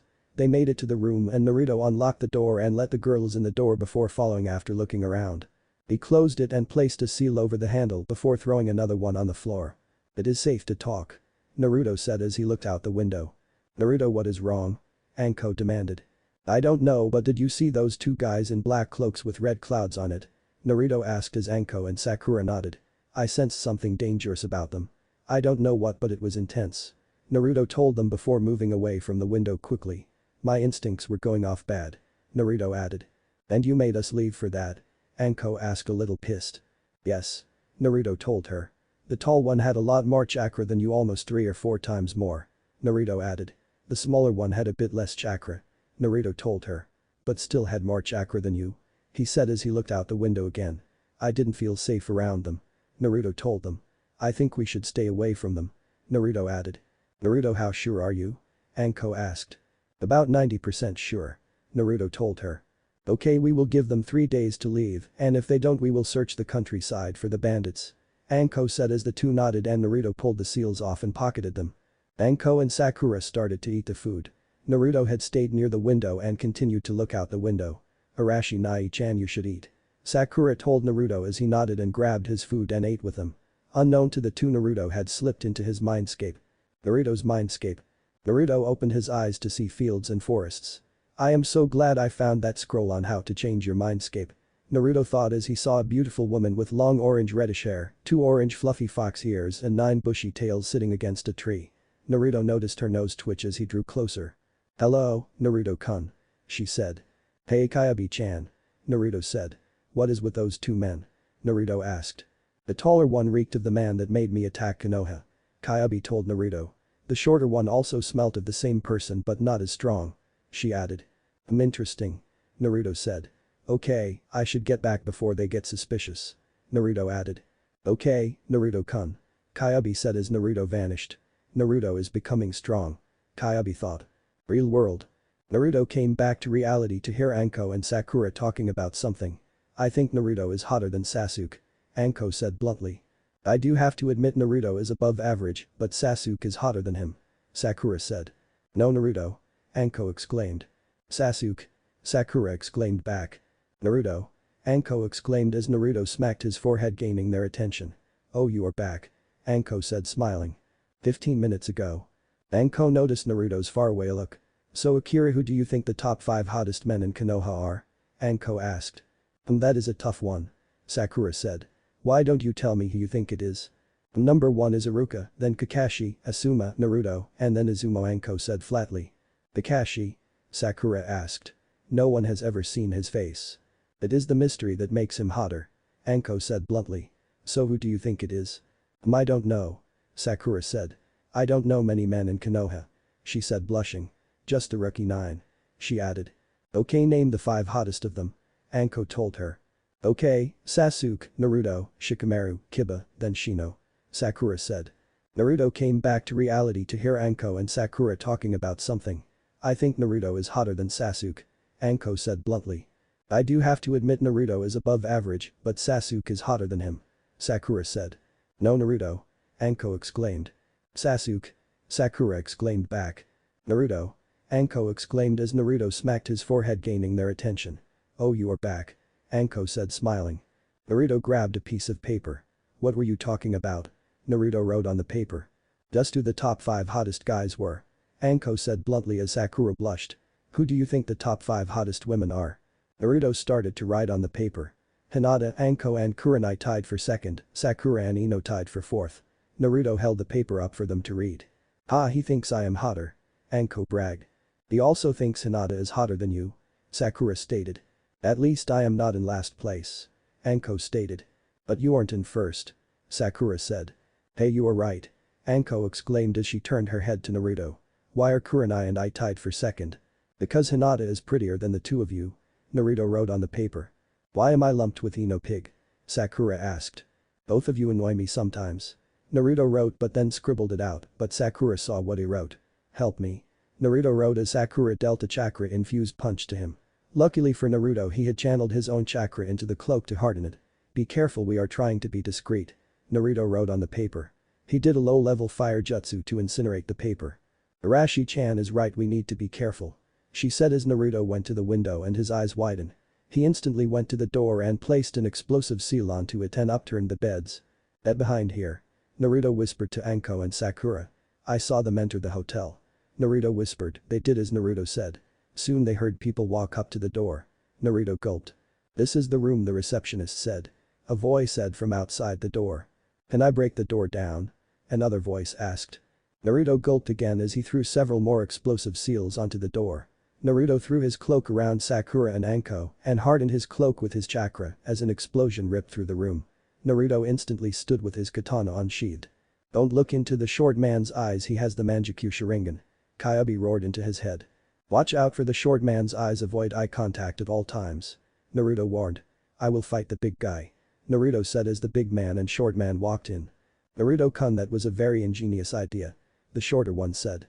"You seem to know me, but I don't know you," Naruto said as he looked at the man's feet. "You know it isn't polite to not look into their eyes," the man said. "Oh, and I am Itachi Uchiha and this is my partner Kisame Hoshigaki," Itachi told Naruto. "Why do you want me?" Naruto asked. "For something that you have in you that we desperately need," Itachi said as Anko's and Naruto's eyes widened. "Well, you can't have that," Naruto said as he vanished and attacked Kisame. The force of Naruto's attack sent them both through the walls behind Kisame and Itachi. Naruto went into a series of fierce attacks that started to push Kisame back, who still hasn't been able to draw his sword. "Don't think that I will let you draw your sword, Samehada," Naruto said as he spun and dealt a slash across his chest. Kisame leapt back and pulled his sword out. "Haha, now you are in for it," Kisame said with a sadistic smirk. "That is what you think," Naruto said as he appeared in front of Kisame and exploded. But Anko and Sakura. The two were avoiding Itachi's eye as they fought him. The two suddenly found themselves in the streets as another explosion ripped the hotel room they were in apart. The windows exploded. "Let's go, I have only temporarily delayed them," Naruto said as the two nodded and leapt away. Once they were 20 minutes from the village, Naruto stopped, causing the two girls to stop. "We need to get to Konoha and soon," Naruto said. "Naruto, it is a 7-hour trip," Anko told him. "Not the way I am thinking," Naruto said. "Grab a part of my cloak and hold on tight," he ordered as they did. "This is a jutsu I copied when I was tricked into stealing the Forbidden Scroll," Naruto told them. "Please tell no one about it," Naruto said as the three vanished in a yellow flash. Naruto had performed the Hiraishin no Jutsu and appeared in his apartment in Konoha. Since the seal was for Minato Namikaze, Naruto had to use a lot of chakra to use it for himself, but to transport others, it takes a lot more chakra. He had almost drained his chakra reservoir completely. "Naruto, was that the Hiraishin no Jutsu?" Anko asked as Naruto weakly nodded. "It takes a lot of my chakra to do it by myself, with others it takes most of my chakra," Naruto panted. "Naruto, we have to report into the Hokage. Can you move?" Anko asked. "Yeah, I am only at genin level chakra," Naruto said weakly as Anko gasped. It is common knowledge among the shinobi ranks that Naruto had at least 20 times more chakra than most Kage. "I will need help," Naruto added. "Man, I haven't been this depleted in a long time," Naruto told them. "How much chakra do you have?" Sakura asked as she slung his arm around his shoulders. "I am currently at about 1% chakra," Naruto told her. "My massive chakra capacity is the reason I have troubles with jutsu that take little chakra," Naruto explained to the stunned girl as they went towards the Hokage tower. "But Sarutobi. I can't believe I unwittingly sent Naruto to a trap for Akatsuki," Sarutobi thought. "I sent a messenger bird 5 hours ago," Sarutobi thought as the door was slammed open. His head snapped up to see Naruto being supported by Sakura and Anko. "Thank God you three are okay," Sarutobi said with a sigh of relief. "Yeah, it was because of Naruto we survived," Anko said as she placed Naruto on the seat. "Now tell us how and why two missing shinobi are after Naruto," Anko demanded as she glared at the older man. "I can't say it in front of Sakura," Sarutobi said. "It pertains to an S-rank secret," Sarutobi added. "Sakura, please leave." "Do not worry, Sakura, everything will be told to you at some point," Sarutobi added when Sakura didn't move. She grudgingly moved when Sarutobi pointed at the door. Naruto threw 2 seals onto the ground. "Seal," Naruto exclaimed as the room glowed for a second before going back to normal. "What was that?" Sarutobi asked. "The privacy seal," Naruto said. "It will show you with a box of tissues close by with a small orange book," Naruto added with a smirk. "Now tell us why Itachi and Kisame were after me," Naruto said seriously. "They are a part of an organization that is after the 9 Bijus," Sarutobi explained. "It is called Akatsuki," he said. "I just recently learned of it. And if I knew Akatsuki was at that village, I would have sent Jounin there to take them out. But I didn't get that news until about an hour after you three left," he explained. Since Naruto is the youngest of the Jinchuriki, he is currently the easiest to get, or so they thought. Sarutobi told them. I want you to be on high alert, okay? Sarutobi said. I have called an old friend to come and start training you soon, hopefully you will be placed as his apprentice, but we will not know till he shows up. Sarutobi told him. Okay. Naruto said. I need to train. Naruto thought. Now how did you get here so fast? I sent several teams out to get you three. Sarutobi told him. Well, most people thought I just learned the shadow clone jutsu. Naruto said with a smirk. They wouldn't think that I would copy some jutsus. Naruto added with a smirk. I copied the Hiraishin no jutsu. Naruto told Sarutobi. But I can use it 5 times in quick succession, 20 times with a minute rest between uses, and once if I carry people. Naruto told the stunned Hokage. I haven't figured my personal seal out yet. Naruto admitted. Just like Minato. Sarutobi thought. Ah, but if I don't give up I will find it soon. Naruto added, smiling weakly. I should be fine tomorrow. Naruto told them. And that is like Kushina. Sarutobi thought. Okay Naruto, go and get some rest. I will have a Hyuga here to see if you are at full power. He told Naruto, who nodded and with Anko's help made it home. She placed him in his bed before leaving. Chapter 6. 1 week before Chunin exams. It had been 2 months since Team Anko took on their first mission. Team Anko met up the next day and Naruto met one of the most intimidating men he had ever seen. Hiashi Hyuga, the head of the Hyuga clan, had been called to check Naruto. Hiashi had said Naruto was at half strength, but that was more than enough to do simple C-ranked mission at the hardest. They had completed 5 C-ranked delivery missions to towns around Konoha and 10 D-ranked mission in the 3 days they were together. By the end of the second day after their return, Naruto was at his normal chakra level. It was later revealed to Naruto that Hiashi Hyuga was actually Hinata Hyuga's father, and with Naruto's steadily growing affections towards the shy Hyuga, Naruto was also steadily growing more scared. Each training session the two had, they grew closer and closer. It was now a common sight that the two were together on one of their little outings. At first people were shocked and instantly went to Hiashi, who dismissed them immediately. But right now Naruto, Sasuke and Sakura were waiting for Kakashi to show up, but he was already 2 hours late. Naruto was apparently smarter than Sasuke because he placed earplugs into his ear to protect himself for when Kakashi finally showed. Where is he? Sakura exclaimed. I don't know. Naruto said, reading her lips. Suddenly Sakura's complaining was stopped as Kakashi appeared in smoke. You're late. Sakura yelled so loudly that Naruto actually had heard her perfectly clear. But poor Sasuke and Kakashi didn't have such protections as he did. Kakashi made up some bogus lie about getting lost on the road of life, but Naruto just tuned him out as he told them the real reason he was late. I have nominated you 3 for the Chunin exams. Kakashi said. You're joking, right? Naruto asked, surprising everyone. No, why? Kakashi asked ignorantly. Maybe because you basically ditched Sakura and I in favor of training Sasuke.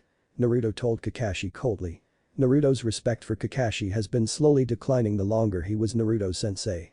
You know Naruto is right, Kakashi. Sakura said. Both Sakura and Naruto had stopped referring to Kakashi as sensei when they noticed they were only told to do chakra control exercise. I will not tolerate this. Kakashi said as he looked at the two. I will repo. You report us, we report you. Naruto said. And blatant favoritism is punishable much more harshly than not following simple training orders. Naruto told Kakashi. What are you jealous? Sasuke asked. As if. Naruto said. I am a wind water time. Naruto told Sasuke.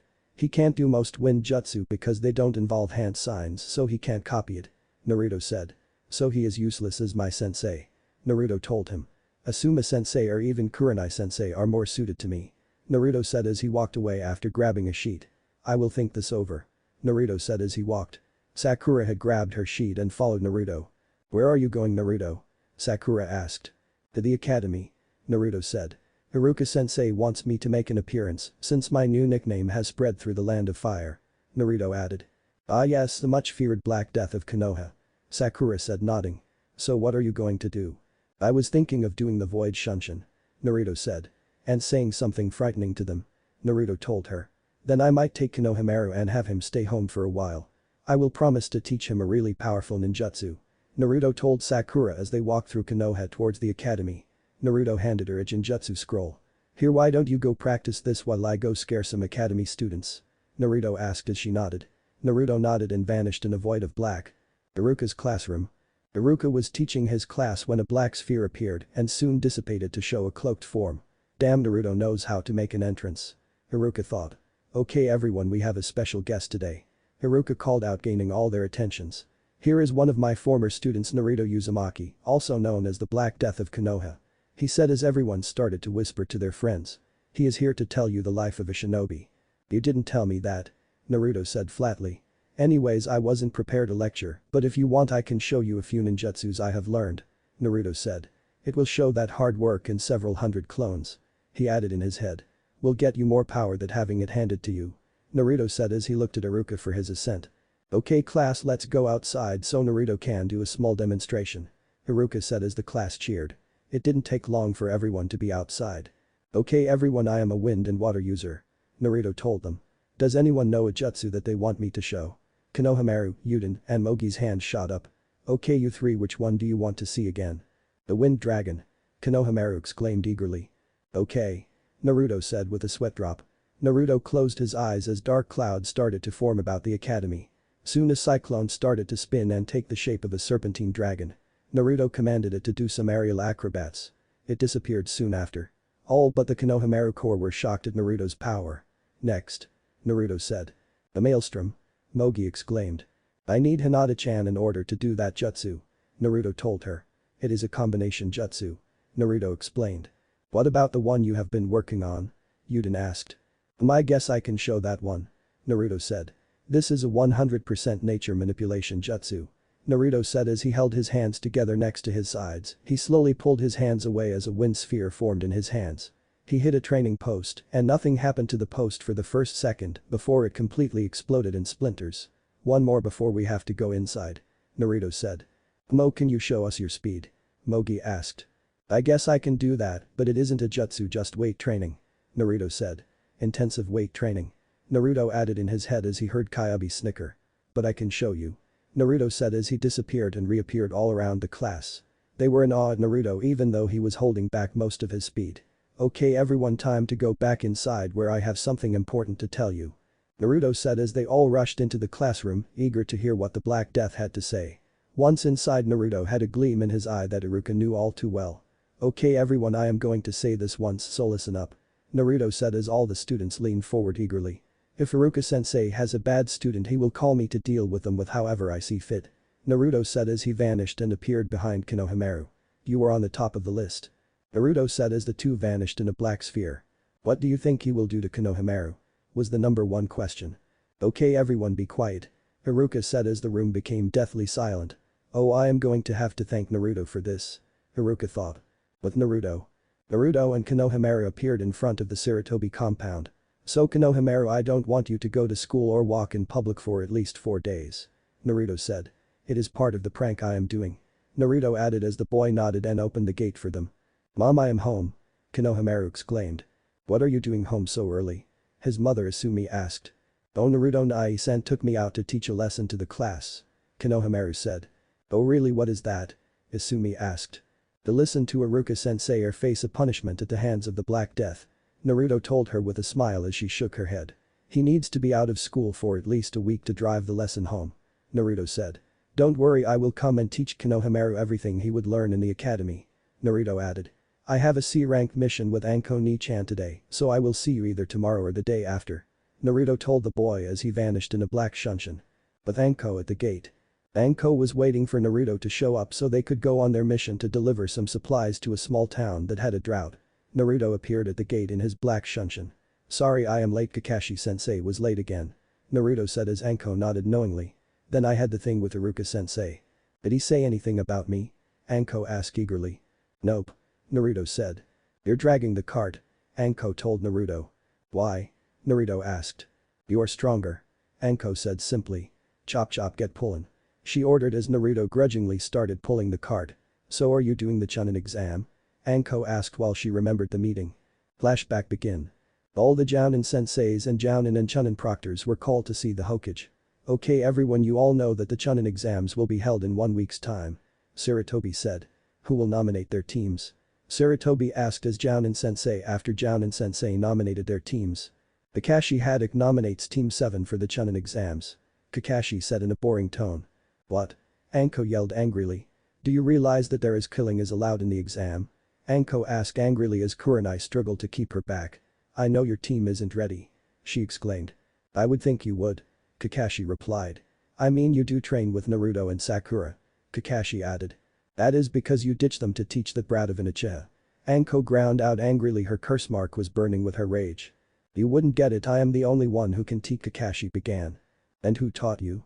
Anko asked as everyone's eyes widened. Stop this now. Sarutobi ordered. Kakashi, I will have a word with you after the exams. He added. Flashback end. I will be thinking about it. Naruto said, interrupting Anko's flashback. But. Anko said as she sensed something. She saw that Naruto tensed. Do you sense them too? Anko asked Naruto in sign language. He made an almost unnoticeable nod. How many do you sense? Anko asked. I sense 6, wait no 7. Naruto signed back. 2 out of the 7 have Chunin level chakra reserves, the other 5 have Genin and below. Naruto told her. They sure are gutsy to come after this card. Anko signed as she grew a vicious smile. Uh-oh. Naruto thought as the 2 Chunin jumped out in front of them and the other 5 jumped out behind them, hoping to snag the stuff without Naruto and Anko noticing. I take these 2 chumps and you take the other 5. Anko asked as she cracked her knuckles. I was hoping for a way for me to vent the anger I have towards Kakashi. She added. Naruto shrugged at her. Remember Anko, they are wanted alive, so don't get too overboard. Naruto told her. Okay, no deaths, but broken bones, gashes and stabs are okay. Anko said as Naruto turned to the 5. If you leave now I will let you live. Naruto said coldly. It is 5 vs 1, we have the upper hand. One of the thugs said. You mean had? Naruto said, pointing towards the trees. It is now 5 vs 1000. Naruto said with a smirk as the clones surrounded the thugs. Now do you know who I am? He asked as the clones split up and let the real Naruto through. And no. The thugs stuttered. Fools like you call me the Black Death of Konoha. Naruto said as 2 of the thugs passed out. The other 3 were too scared to pass out. Now should I or shouldn't I kill you? Naruto said calmly as he walked towards the shaking men. Naruto slowly took his katana out that made the last 3 pass out as the clones all dispersed, giving Naruto back his chakra. That was fun. Naruto said as he looked to see Anko sitting on top of the 2 Chunin clapping at him. Well done Naruto-kun. Anko said as she stood and got off the 2 Chunin. Man, she is he. The Chunin didn't finish as Anko's foot connected with his groin, making him pass out. Naruto shook his head as he made 7 clones. You know you are a loose cannon sometimes. Naruto told her as the clones took the men back to the Konoha to be brought up on charges. Come on, let's finish this mission. Naruto told her. Why do you have to train with Hinata-chan? Anko asked. Naruto was happy that his hood was up because his face was beet red. And no. Naruto stuttered. Right. Anko said, not believing him. You know I haven't met her yet, you know that as your older sister I need to meet her. Anko added. Oh hell no. Naruto exclaimed. You do anything to her and I will tell Iruka-sensei who has been sending him those pictures. So? Anko asked. And I won't tell him it is you. Naruto added as Anko glared at him. Do we have a deal? Naruto asked. Fine, but I still want to meet her. Anko told Naruto. I want to make sure she is good enough for you. Anko added. Although Kurenai-chan does talk fondly of Hinata a lot. I know Kurenai-chan is an excellent judge of character and she says Hinata is kind, gentle, and is shy especially around Naruto. Anko thought. What embarrassing stories should I tell? Anko thought. Fine. Naruto said. I think she is too good for me. Naruto thought as he glanced at Anko. They had finished the mission in 2 hours with 2 more incidents, but the thugs ran away when they saw Naruto. So Naruto, what did you tell Kakashi when he showed up? Oh, I told him the truth. Naruto told Anko. That he ditched Sakura and I before I left and Sakura ran up to me. It didn't take the duo long to make it back to Konoha. Next time we do this I am making clones to carry the damned card. Naruto told Anko as he stretched his arms. Why don't you just seal it away? Anko asked. The seal needed is extremely complex and I don't want to waste my time on something that a few clones can do. Naruto told Anko as they walked through Konoha. Naruto saw a flash of indigo.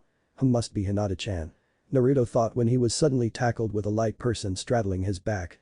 Hello, Naruto-kun. The person whispered into his, making him shiver. Naruto, who is this girl? Anko asked.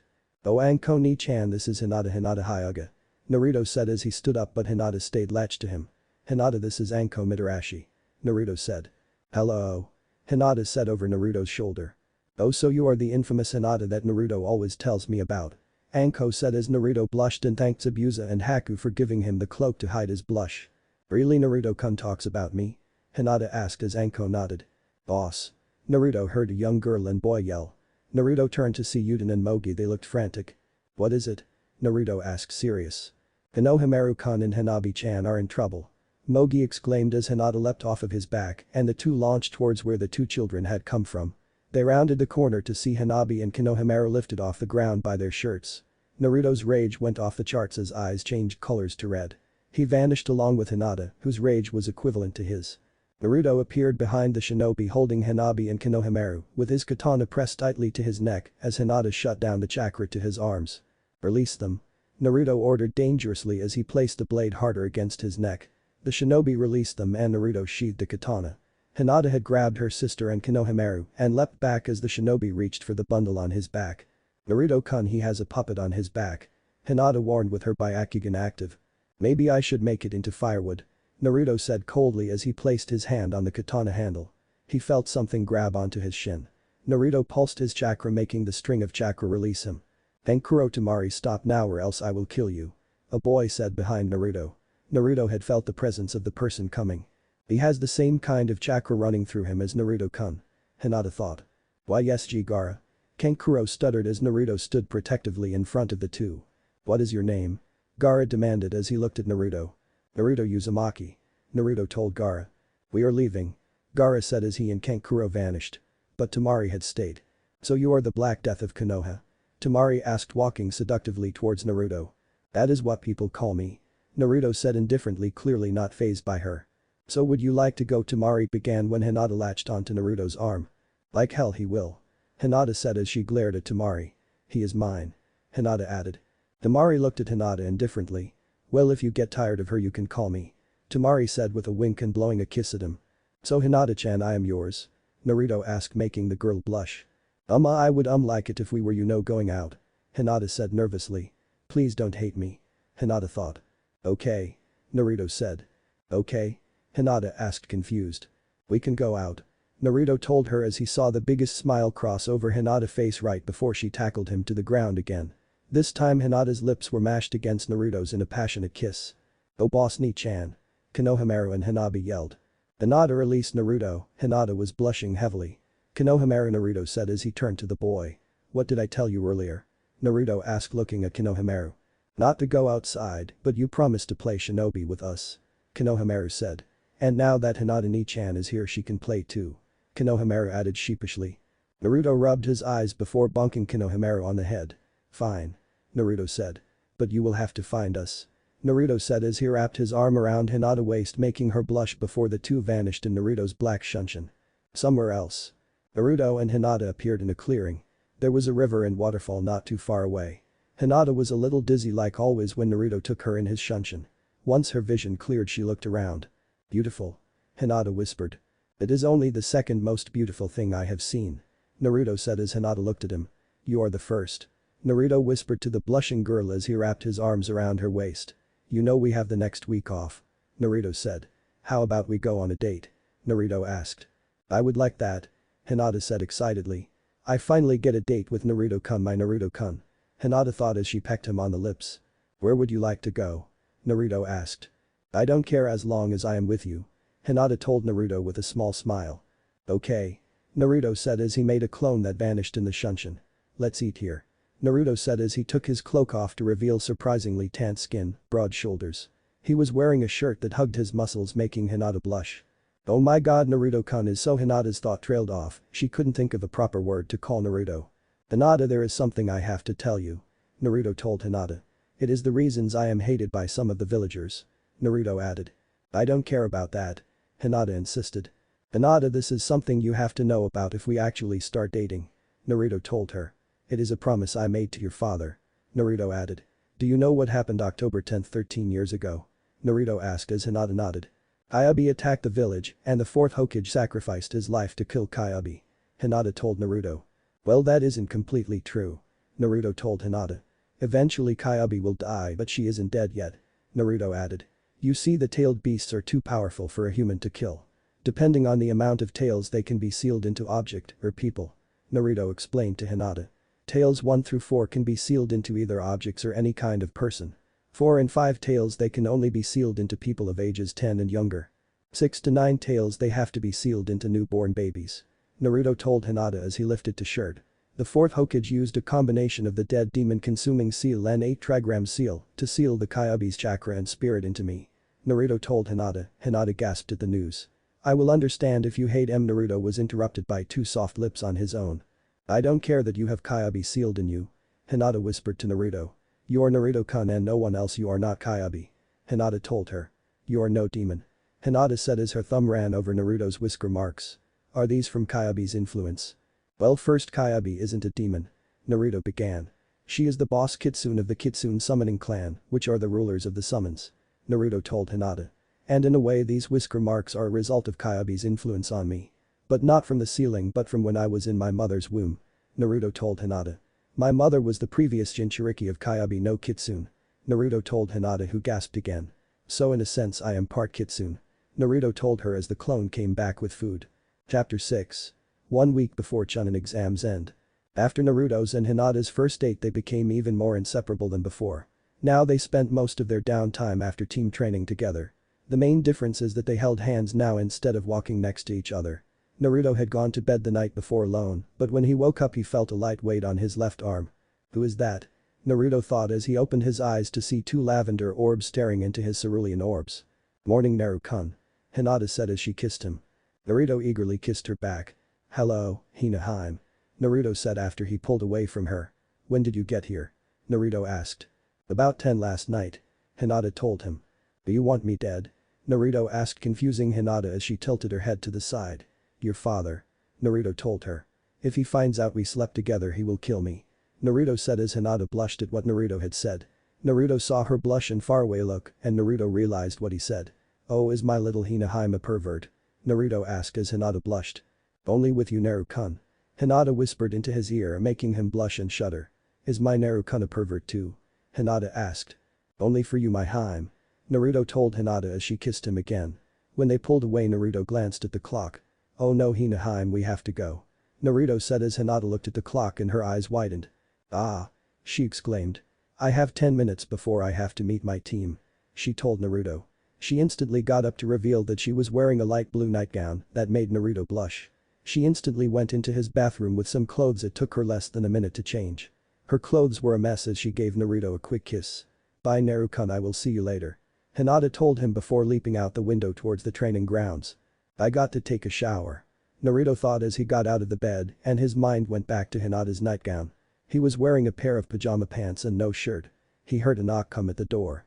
Who could that be? Naruto thought as he threw on his cloak before answering the door. He saw a 6'2" man with long black hair and pale eyes looking down at him. Naruto gulped because in front of him was Hiashi Hyuga. Hello Hiashi-sama. Naruto stuttered. Hello Naruto-san. Hiashi said. Please come in. Naruto said, moving to the side to let the bigger man in. What can I do for you? Naruto asked as Hiashi held up a bag of clothes. I know Hinata slept here last night. Hiashi said. I know that now you two are dating that this will happen more often. Hiashi told Naruto as he held the bag towards Naruto. These are some of her clothes that you should keep here for when she sleeps over. Naruto's nervousness nearly went away. But if I find out you two do anything I will make sure you will never mold chakra again. He threatened as Naruto's nervousness came back tenfold. Oh okay. Naruto stuttered as he took the bag into his room. Hiashi-sama, I promise to not do anything to her that she doesn't want. Naruto said to Hiashi. You two remind me of a few people. Hiashi said. Who? Naruto asked. Their parents. Hiashi said. You are a lot like Kushina and your father. Kushina was a free spirit that also never went back on her word, she loved pranks and loved Ramen. Hiashi told Naruto. Your father was a compassionate person, he loved everyone, he grieved for anyone he killed, and he loved his wife. I am sure you and Hinata will be just like them. Hiashi told Naruto. But you will have to tell her about it. Hiashi added. She already knows. Naruto told Hiashi. We didn't even get to go on our first date before I told her. Naruto added as Hiashi nodded in approval. You are a very good man, Naruto. Hiashi said. Thank you. Naruto said, bowing his head to Hiashi. Thanks for telling me about my mother and father too. Naruto added. No need to thank me. Hiashi said. But I am sorry, Naruto Uzumaki. Hiashi said, bowing his head to Naruto, stunning him. Not many people know who your father is, and if I had adopted you it would have brought a lot of suspicion. I couldn't do it without reason. Hiashi told him. I tried to protect you as much as I could. I already know that. Naruto told Hiashi.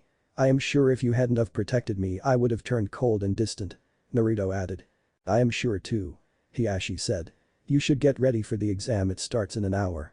Hiashi told him. I will let myself out. Hiashi told Naruto as he nodded and went to the bathroom to change his clothes under his cloak, but in his rush he missed something. He was already out the door and to the school when he noticed what he missed.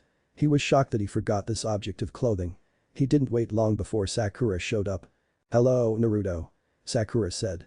Hello, Sakura. Naruto said. I am glad you choose to take the exam. Naruto told her. I am a little nervous. Sakura admitted.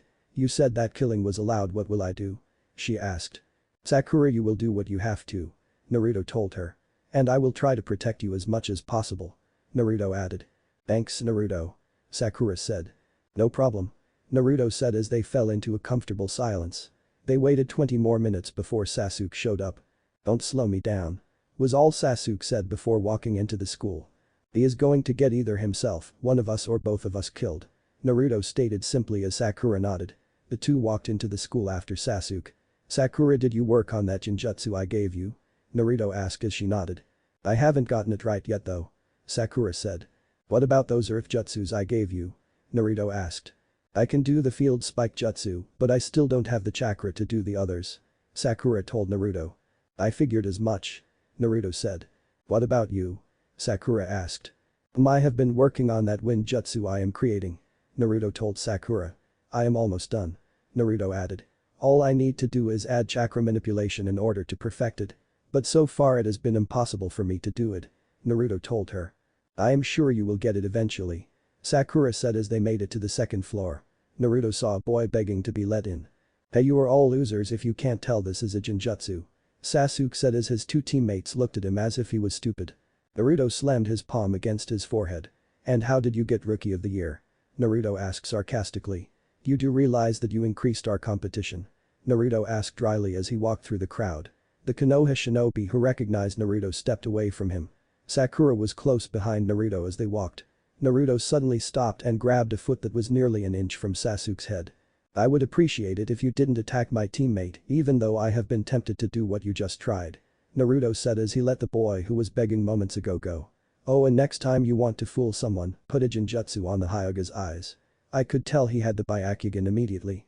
Naruto added. Let's go. Naruto ordered as he walked away. They didn't make it far before the odd boy show up again.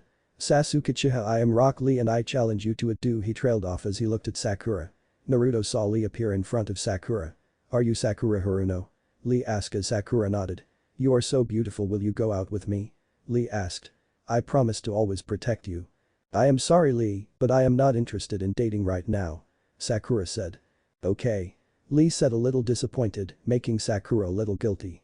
How about we go get some lunch sometime to get to know each other better? Sakura asked as Lee nodded happily. Lee shook his head and remembered what he came to do. Oh yes, I am here to ask Sasuke Uchiha to a duel. Lee said as he turned to Naruto. Naruto wasn't paying attention as Lee looked at him. Oh, you were talking to me? Naruto asked in a bored tone. I am Naruto Uzumaki. Naruto said, bowing his head to Lee. I wonder if all of Kakashi-sensei's students are this cool.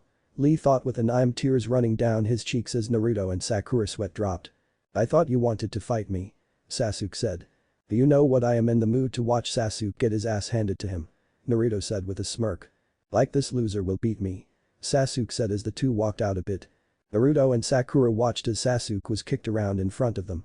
Meant to think he is holding back. Naruto said, shocking Sakura as they watched Lee remove the bandages on his hands.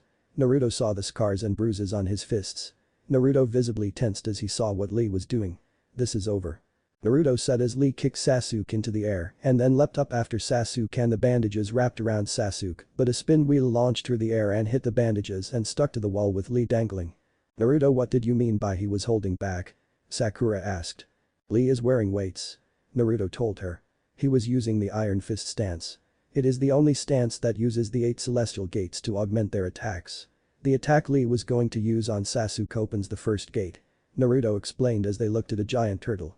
It is said that if a civilian was to open all 8 gates, they would become as stronger than the Hokage. Naruto added as they watched a man that looked similar to Lee appear on its back. But opening the gates has consequences, you will rip muscles, break bones, tear ligaments. But when you open the last gate you will die. Naruto told Sakura. But there is one way to survive opening the gate of death. Naruto told her. Only one person every 200 years are born with the ninth fabled gate, the gate of resurrection. It changes all the chakra you gain from releasing the 8 gates into healing chakra, healing the body of all damage. Naruto told Sakura as they watched a man punch Lee then hug him and a sunset appeared behind them. Sakura is that he trailed off as Sakura tried to release the Jinjutsu but couldn't. Hurry, it is being burned into my memory. Naruto exclaimed as Sakura tried again as they covered their eyes. I can't release it. Sakura exclaimed. That was scary. Naruto said as Sakura nodded. I am sorry for my student's rudeness, Naruto Uzumaki. The older man said. You say something? Naruto asked as the man had tears running down his face. Even his students are cool. The man thought. I am Might Guy. Guy told Naruto. Ah yes, the green beast of Konoha. Naruto said. And you would be the Black Death of Konoha. Guy said. Well, I have to drag my teammate to the first exam. Naruto said as he walked over to the downed Uchiha and roughly lifted him up. I hope you now realize that there are people who can kick the crap out of you. Naruto told the Uchiha. And they don't care about your surname. Shut up. Sasuke said. Naruto Uzumaki, you will forever be my eternal rival. Lee exclaimed. Okay. Naruto said, confused as he walked away with Naruto over his shoulder and Sakura close behind him. What is an eternal rival? Naruto asked as Sakura shrugged. I have no idea. Sakura said. Maybe Kakashi knows. Sakura told Naruto as they came upon 2 large double doors. Kakashi had appeared in front of them. I am happy to see you 3 decided to take the exam. Kakashi said. What happened to Sasuke? He asked. He fought Rock Lee. Naruto told Kakashi. By the way, do you know what an eternal rival is? Naruto asked. Oh god, tell me none of you accepted the offer. Kakashi said. I did. Naruto said as Kakashi groaned. You will know soon. Kakashi told Naruto. Good luck you 3. Kakashi said as the 3 walked into the room to see hundreds of genin. Naruto whistled as he saw all the genin. Wow, this is a lot of genin. Naruto said as Sakura nodded. Naruto looked around to see his friends and girlfriend not too far away. Naruto led his team towards them. Hinata was being bothered by Kiba. Come on Hinata-chan, just one date. Kiba said. I already said no. Hinata said simply. Come on, it isn't like you are seeing anyone. Kiba said. Actually I am. Hinata said, shocking them all. Right, Naruto-kun? Hinata asked as she walked towards him as he placed Sasuke on the ground. Yup. Naruto said. But you know how I hate you wearing that cloak indoors. Hinata scolded him as she went to untie it. I don't think that would be a good idea.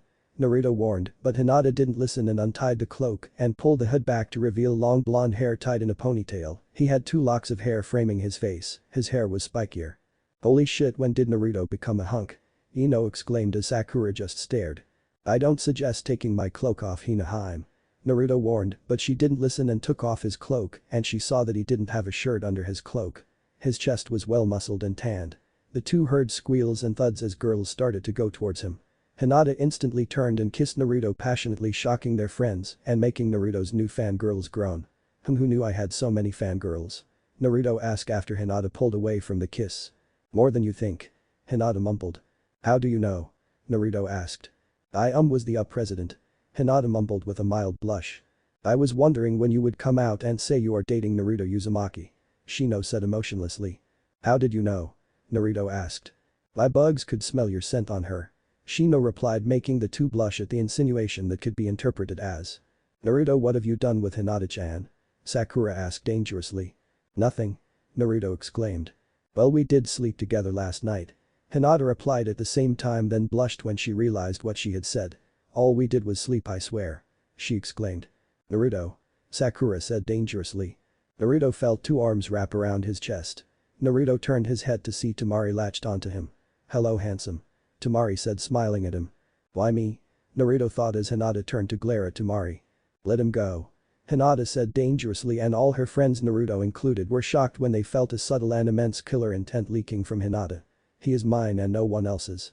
She said dangerously. Naruto slipped from Temari's grips and went behind Hinata. I do have to admit Naruto looks delicious, and if he wasn't taken I would definitely go for him. Naruto heard Ino say to Sakura. What is with me? Naruto thought to himself. Might be another side effect of our full mergence. Kyuubi told Naruto. Oh joy. Naruto mumbled as Hinata snuggled into his chest as Temari stomped away. What happened? Naruto thought. Hinata-chan said something about you are going to be her husband. Kyuubi answered his question as Naruto blushed. Okay, you love birds, stop the show. A man from the front yelled, gaining all the genin's attention. "Hey Ibiki," Naruto said calmly as the man released killer intent. Naruto was completely unfazed by the killer intent. "Naruto," Ibiki growled. "Okay everyone take a seat," he said. "Yeah, no need to release the killer intent," Naruto said as he and Hinata walked towards several empty seats. Girls took the seats around the two and stared dreamily at Naruto. "Okay stop star," he trailed off as Hinata and Naruto vanished in two puffs of smoke to reveal Sakura and Ino sitting where the two were. "What the how did we get here?" Ino asked. "Naruto's special shunshin," Sakura explained with a groan. "He can teleport anyone he wants to," Sakura explained. The girls looked around to see Naruto sitting towards the back. They went to stand. "One seated you cannot move," he told the group of girls. Ibiki glared at Naruto for causing a ruckus. "No need to glare at me Ibiki-chan," Naruto mocked, earning a very vicious glare as Chunin were passing out the exams. Naruto was meeting Ibiki's deadly glare with his own calm emotionless gaze. "Maybe I should fail you now," Ibiki threatened. "If it means I don't have to see your ugly mug I don't care," Naruto remarked. Elsewhere. "If it means I don't have to see your ugly mug I don't care." A group of Jounin and the Hokage heard Naruto tell the head of Anbu interrogation. "Wow, Naruto-kun sure has guts," Kurenai remarked from her spot next to Asuma. "I think he wants a death wish," Asuma remarked. "Oh, I am sure Naruto-kun has something on him," Kurenai told her crush. "What do you mean?" Asuma asked as everyone in the room paid attention to Kurenai. "Naruto-kun has enough information on everyone in the shinobi program that he could blackmail anyone he wants into doing anything he wants," Kurenai told everyone, shocking them. "Luckily for me I am close to Hinata-chan and Naruto-kun, so I should be in the safe zone along with Anko-chan and Iruka-kun. And Hinata-chan of course." "What about me?" Kakashi asked as Kurenai glared at him. "Oh, you think that you would be an exception because you are his sensei?" Kurenai asked distastefully. "What is your problem?" Kakashi demanded, putting his book away. "Oh, I find it kind of funny that myself and Anko-chan were treating the two like students and not troubled teens." Kurenai spat at the older Jounin. "I know how you ditched your students. I am the only one who can teach Sasuke how to use his Sharingan," Kakashi insisted. "I still think Anko-chan made a point when she asked who taught you how to use the Sharingan," Kurenai told Kakashi while she glared at the white-haired Jounin. "You wouldn't understand," Kakashi said before walking away. "Did the fourth Hokage your sensei pick favorites?" Kunai asked as Kakashi appeared in front of Kurenai, glaring and releasing a large amount of killer intent. "Don't talk about my sensei," Kakashi said dangerously. "I will talk about whoever I want to," Kurenai shot back. "Now answer my question, did Minato Namikaze our fourth Hokage pick favorites?" Kurenai demanded angrily. "This is over until I say so," Hiruzen yelled, silencing the two Jounin. "One more word about this subject during the Chunin exams will be punished severely," he warned dangerously. Exam area. The exam had started and Naruto looked at the test one time before placing it down and could see that the test is impossible to do if you weren't incredibly smart. It didn't take him long to see that a lot of people were cheating. He also saw people being thrown out for cheating. Naruto spent 15 minutes thinking about the exam. He suddenly smirked deviously, making Hinata, who could see him with her Byakugan active and it was hidden by a simple Genjutsu, it was making her nervous as she saw him writing a few things down and placing the paper upside down. She noticed that Naruto had pushed his chakra into the paper so she couldn't read what he said. Ibiki noticed that Naruto wrote some short answers down before flipping it over. What is he doing? Ibiki thought to himself. Ibiki and Naruto were having a staring contest, well, more like Ibiki was glaring and Naruto was staring blankly back. It was now 15 minutes till the end of the exam and neither Ibiki or Naruto had blinked once. "I think it is time for the 10th question," Naruto said as he continued to stare. "There is still 5 more minutes left," Ibiki growled. "So there is," Naruto said back calmly. Everyone watched the staring contest with interest to see who won. "Okay, since everyone is supposedly done, I will tell you about the 10th question and the different rules it has," Ibiki said, turning to the group of genin. "Unlike the other questions, you can quit now and come back later." "Why would we want to do that?" Kiba Inuzuka yelled angrily.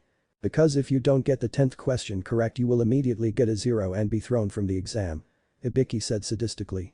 "And that isn't all, if you stay and get the question wrong, you will be prohibited to ever take the Chunin exams and be doomed to be a genin for life," Ibiki said as several people started to panic. Ibiki looked at Naruto to see him just staring back with the same look that was through most of the exam. He could see several teams leaving. He smirked when he saw Naruto's hand start to rise. But that smirk disappeared when Naruto slammed it down onto the desk, nearly breaking it in half, and stood. "I don't care if I am a genin for life, I will still find a way to be the best Hokage ever," Naruto yelled unconsciously, both intimidating and stealing everyone. After Naruto displayed his strength, 2 more teams got up and left, afraid of going after Naruto's team. The rest stayed because of Naruto. Is this how you want it? If you are wrong you will be a genin. Ibiki warned as no one got up. Well, all I have to say is he trailed off as something flew through the window with a banner. Sexiest Kunoichi alive. Oh god no. Naruto whispered as he started to sink into his seat, trying to vanish. You all pass. Anko said, smiling sadistically. You're early, Anko. Ibiki said. I am Anko Mitarashi, the examiner for the second exam. Anko said, ignoring Ibiki. Now if you follow me to the next exam place. She added as she looked at the assembled genin. Wow, Ibiki, 30 teams, you are going soft. Anko said when Ibiki suddenly smirked. Well, it is that brat's fault. Ibiki said, pointing directly at Naruto. Oh, Naru-chan. Anko said as she saw Naruto. Naruto flushed in embarrassment. Come here, Naru-chan, greet me correctly. She told Naruto. Naruto didn't move. I said greet me properly. She exclaimed as Naruto sunk even more as people started to chuckle and laugh. She suddenly started to walk towards Naruto and grabbed his ear and gave it a massive tug, making him yelp in pain. Everyone watched as Anko scolded Naruto. Ibiki sat back and enjoyed the scene. Those photos are going public, Ibiki, you hear me, public. Naruto yelled before Anko tugged again. Elsewhere. Photos? Everyone watching through the crystal ball asked at once. Exam. Chapter 8. Chunin exams, second exam. Everyone was at a training ground with fences all around it. This is training ground 44, it is considered to be the most dangerous training ground used in Konoha. Anko said as a loud roar echoed. This place is known as the Forest of Death. She added, scaring the kids. Stop scaring the kids and let go of my ear. Naruto yelled as she yanked again, making him yelp in pain. I will need you all to sign the waivers.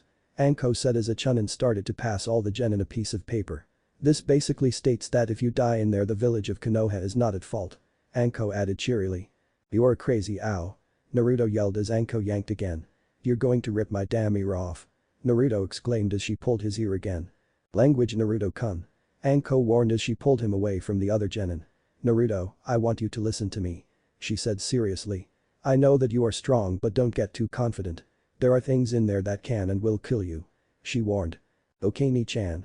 Naruto told Anko before wrapping his arms around the woman.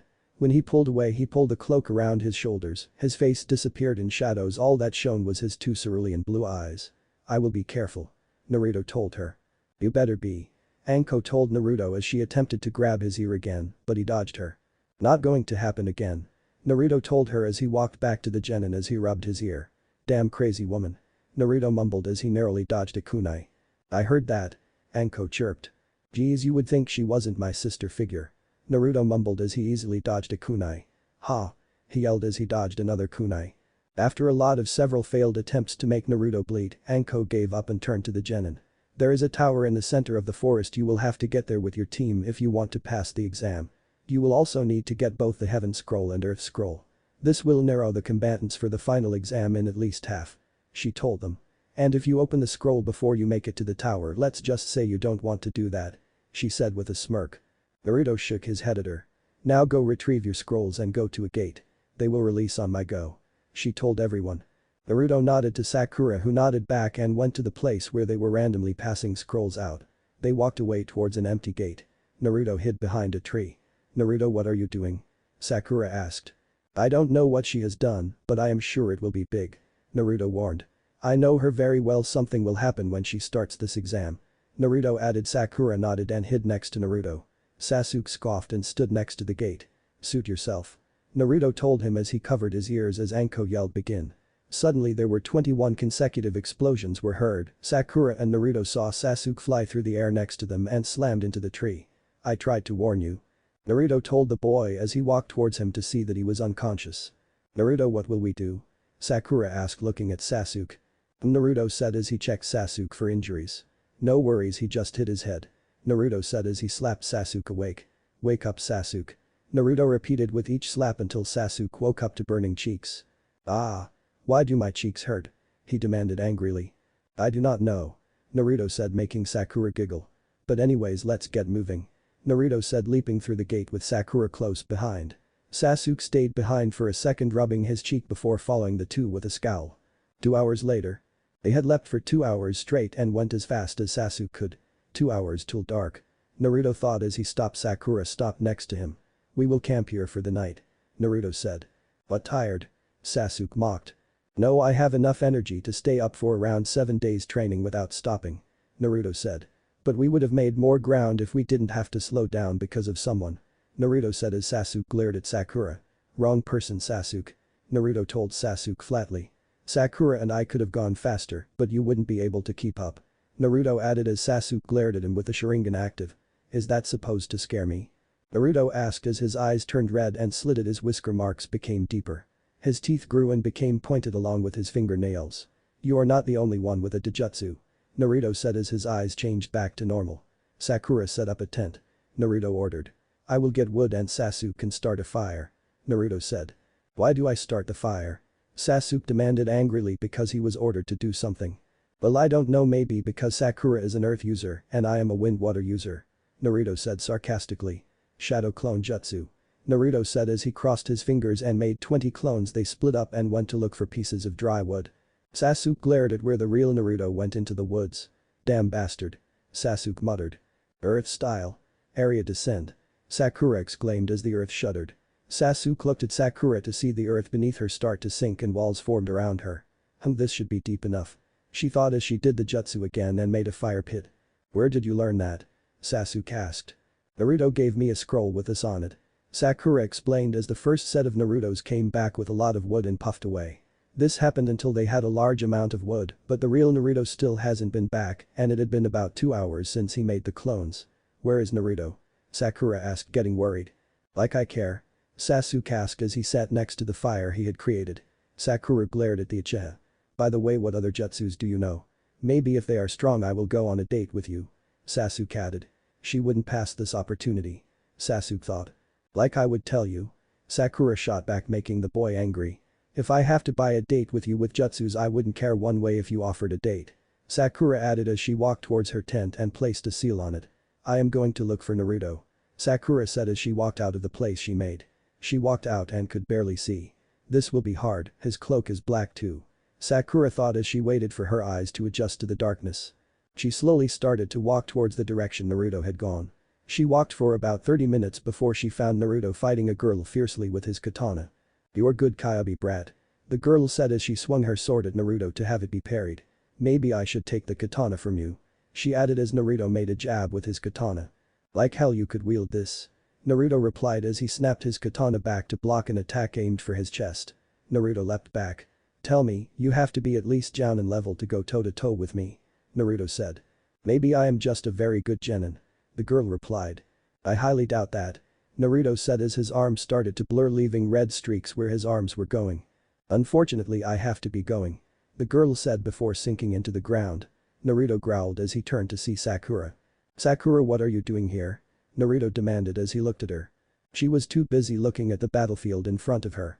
I came to look for you. Sakura said as she looked at the damage done. Come on back. Naruto said as he sheathed his katana and walked past her.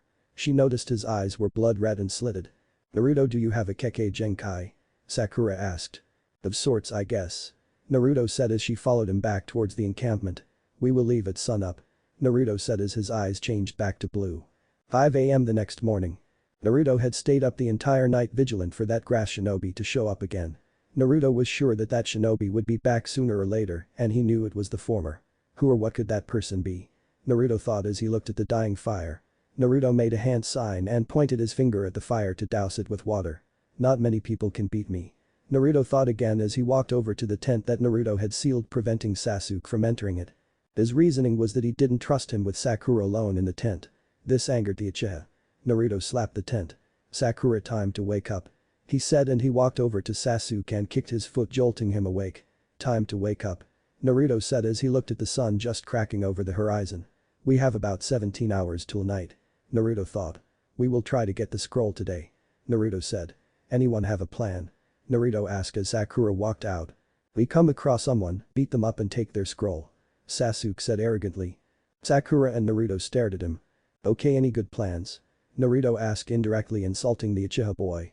We could set up traps. Sakura suggested. We could use the forest's creatures against people. Sakura added. That is a good idea. Naruto said as he heard something. Sha. Naruto whispered as he vanished in a globe of black. He reappeared outside of the structure Sakura had made. He was in the shadows completely hidden from view. He saw 5 squads of rain shinobi sneaking up on them. Naruto vanished in his globe and reappeared in the structure. 5 squads are sneaking up on us. Naruto whispered to them. We will set up an ambush for them. Naruto whispered again as Sakura nodded as Naruto got between her and Sasuke so she could do a few hand signs without Sasuke copying them. She pressed her hand on the ground and the 3 started to sink into the ground. Naruto had made 3 clones, 2 of them turned into Sasuke and Sakura. The Sakura clone walking into the tent as the Naruto and Sasuke clones seemed to be sleeping. Naruto nodded to Sakura and she pressed her other hand onto the ground and 2 of the walls expand backwards and curved. Sakura nodded at Naruto and he crossed his fingers. Shadow clone jutsu. Naruto whispered quietly as he made clones that filled the tunnel that Sakura made with his clones. Naruto placed one hand on each wall and closed his eyes. He was feeling the vibrations from the shinobi's feet. All 15 shinobi were in the structure and were sneaking towards the clones. Naruto took his hand off the wall behind them and held his hand up and took one finger down at a time. Once he had a fist, Sakura quickly made the ceiling completely turn to dust and Naruto's clones launched out and attacked the rain shinobi. Sakura went through the chaos, knocking out any rain shinobi in her way. In a few minutes all the shinobi were knocked out and tied up. Naruto and Sakura were searching for the scrolls and saw that each squad had both scrolls. Why did they attack us? Sakura asked. To take out some of the competition. Naruto told her as he pocketed all the scrolls. Come on, let's get going. Naruto said as he dispersed all the clones and stood straight. Our fight definitely attracted a lot of attention and we are in danger. You scared of a few shinobi? Sasuke asked arrogantly. Yeah, let's go with that. Naruto said a little nervously. They heard a howling coming towards them. Let's go. Naruto exclaimed as he leapt away with Sakura close behind. Naruto, what was that? Sakura asked. I don't know and I don't want to know. Naruto said as his eyes darted around. Suddenly a gust of wind came towards them. Naruto clapped his hands in front of him and sliced the weak wind attack in half. Naruto looked around and his eyes landed on the grass shinobi again. I was wondering when you would come back. Naruto said coldly as he gazed at the woman. Killer intent leaked from the girl. It was incredible but didn't faze Naruto in the least. Naruto started to release his own killer intent that squashed the girl's killer intent. What do you want? Naruto asked as he placed his hand on his katana. Bukuku, well Naruto-kun, I just came to talk with Sasuke-kun. The girl said as Naruto got defensive. Naruto's eyes narrowed before launching forward and attacked the grass shinobi with his katana. Naruto started to dodge and block all of the shinobi's attacks. But Naruto knew that the shinobi was toying with him. What am I going to do? Naruto thought as the girl smirked. Oh well, the seal becomes visible when you tap into its chakra. The grass shinobi said, shocking Naruto enough. 5 elemental seal. The girl exclaimed as she slammed her hand into Naruto's stomach, making him cough up blood and slide to the ground unconscious. Sakura and Sasuke stared in amazement at the shinobi as she turned and smirked viciously at them. Well Sasuke-kun, she said before attacking him. Sasuke couldn't track the shinobi's movement with his Sharingan active. He was suddenly rocketing towards the wall. My, if this is what the elite Uchiha clan is reduced to, I am saddened.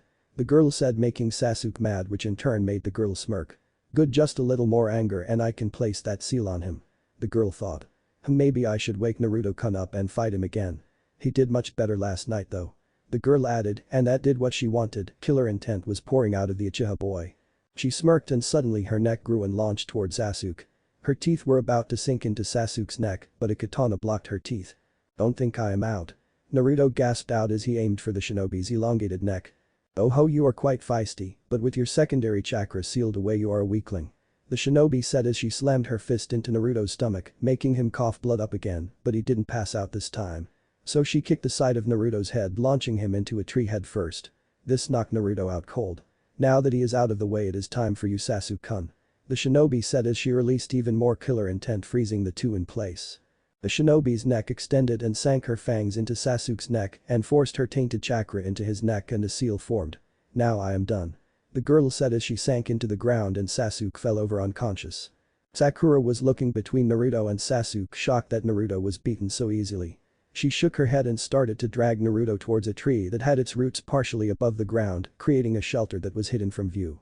She dragged Sasuke under it too and noticed the strange mark on his neck.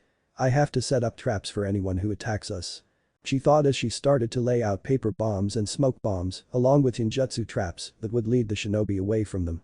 20 hours later. It had been 20 hours since the fight and the two boys haven't even woken up. Naruto was tossing and turning, but that was it.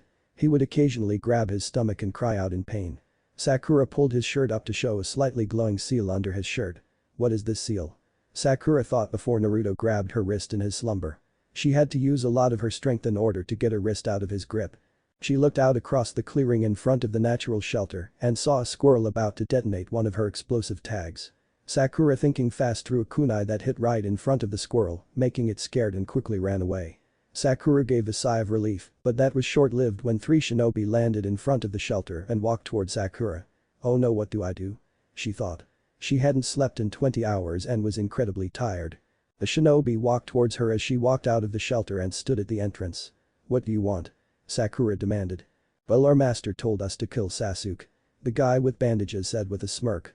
Can I get this girl? The other male said. It has been a while since I had a little fun. He said as his eyes racked over Sakura's body. Geez, you are so. The female of the group couldn't find the correct word. Let me take her, I haven't had a good fight in a while. The girl added. Can beat this girl fast. The bandaged man said as he looked at them. Can't I have a little fun? She asked with a maniacal smirk. I like beating these wannabe kunoichi that bring a bad name to old kunoichi. Kin added as she attacked Sakura. Sakura had held her own from the onslaught from the other girl, but Sakura's tiredness and smaller chakra reserves was her downfall and ended up falling to her knees. Like I said, you are nothing. The girl said as she grabbed Sakura's hair. Nothing? That word echoed through Sakura's head. I am not nothing. She thought angrily as Kin took a kunai out and was about to bring the kunai down to Sakura's throat when Sakura grabbed a kunai of her own. I am not noting. Sakura roared before slicing her own hair off, making Kin stumble backwards from the sudden action. Sakura then threw the kunai at Kin, only for it to be blown away. Oh, now I am mad. Kin said angrily and advanced toward Sakura but instantly stopped when she felt cold steel against her throat. Naruto. Sakura exclaimed relieved. Two things make me incredibly mad. Naruto said. One is threatening my friends and the other is waking me rudely. Naruto told the girl. Maybe I should kill you. Naruto threatened as he pressed the blade tighter against the girl's throat. The girl started to shake. Leave now before I change my mind. Naruto said dangerously. His icy blue eyes making them shiver in fright. But that fright was misplaced when an evil chakra was being released from inside the shelter. Naruto's eyes darted to the shelter to see purple chakra pouring out of the shelter. What is that? Naruto thought as he tracked Sasuke fly through the air faster than Naruto has ever seen him move towards one of the shinobi. He instantly had his foot between the shinobi's shoulder blades and had each arm held behind him. A sickening pop and a cry of anguish were heard. Naruto saw the marks on his neck and face and his eyes widened. Sasuke, stop. Naruto yelled as the boy turned and glared viciously at Naruto. He looked ready to attack Naruto. Shut up, Naruto. Sasuke told him viciously. Naruto moved faster than Sasuke could track and knocked him out. Sasuke slumped over and the marks retreated. The leader of the group laid a scroll on the ground. We will give you this and you let us go. The man said. Naruto reached into his cloak to reveal 6 earth scrolls and 5 heaven scrolls. I think I got plenty. Naruto said. Now leave. Naruto ordered as the man lifted his downed teammate and leapt away leaving the scroll. Naruto turned to see Sakura fall over from exhaustion. Naruto walked over and picked the scroll up before walking over to Sasuke and hauling him onto his shoulder and did the same to Sakura but gentler. My chakra control is out of whack, I can't perform a shunshin. Naruto thought as he leapt away towards the tower. Unknown to him they were being watched, or so the person thought as Naruto suddenly vanished in a burst of speed and was moving through the forest at an incredible speed. My speed is decreased too. Naruto thought as he moved. And why can't I contact Kyuubi-chan? Naruto could see the tower in the distance and he was moving fast through the forest. No one could see Naruto moving and it didn't take him long to make it to the tower. Naruto could feel his strength leaving him again. Oh god, if I can't get there in time we are doomed. Naruto thought as he increased his speed again. He was now moving so fast he barely dodged trees that were in his way. He saw the tower approaching fast. Just a little longer. Naruto thought as he moved. Naruto made one final leap before landing in front of the tower. Naruto's legs were getting weaker as he walked. Just a little longer. Naruto mumbled as he staggered to the gate. He weakly pushed it open and walked in. Sakura and Sasuke fell from his shoulders as he fell to his own knees. I have to do something. Naruto thought as the edges of his vision started to become black. He reached into his cloak and pulled one of the many scrolls from his cloak and opened it to reveal a word. He opened the other to show a phrase. He fell forward, the last thing he saw was smoke coming from the scroll and his name being yelled. Chapter 8. Chunin Exams, Second Exam End. Anko was lounging on the top of the structure outside of Training Grounds 44. She was currently worrying about Naruto. Her nerves were on edge because she knew what was in that forest and she was afraid something bad will happen to Naruto. She was so absorbed in her thoughts she didn't notice the scared Chunin run up to her. "Anko-san?" The Chunin asked timidly, gaining the woman's attention. "What?" Anko demanded. "Why you are needed as somewhere?" The Chunin said. "It is very important." He added nervously as Anko leapt in front of him. Anko was getting angry. "Well, show me where to go." Anko yelled at the poor scared Chunin, making him instantly run away. Anko was following him. It didn't take the scared Chunin to lead Anko to where 3 bodies were, each of them didn't have a face. Anbu were around the bodies and saw Anko pale. "Go tell the Hokage about this." Anko ordered before running towards training grounds 44 at full speeds. Wind was whistling past her as she tried to increase her speed. It didn't take her long to make it to the training grounds and into it. She was looking around everywhere for a certain man. She suddenly had to dodge a kunai that was aimed at her head. She swiveled to see her old sensei Orochimaru. "Orochimaru," she growled. Well, my little Anko-chan is all grown up," Orochimaru said with a sadistic smile. "Don't call me that." Anko growled before attacking Orochimaru. But he just laughed and dodged all of her attacks. "You know I placed a seal on someone," Orochimaru stated simply. "Oh god." Anko gasped. "Oh, do not worry, I didn't seal your precious little brother," Orochimaru said. "But maybe I should. With the seal and that demon he would be unstoppable." He felt a huge amount of killer intent. My, did I hit a nerve?" Orochimaru asked as he dodged Anko again. It was easy because she was blinded by rage. He made a hand sign and Anko instantly dropped to her knees and grasped her neck and screamed in pain. "Now that you have calmed down.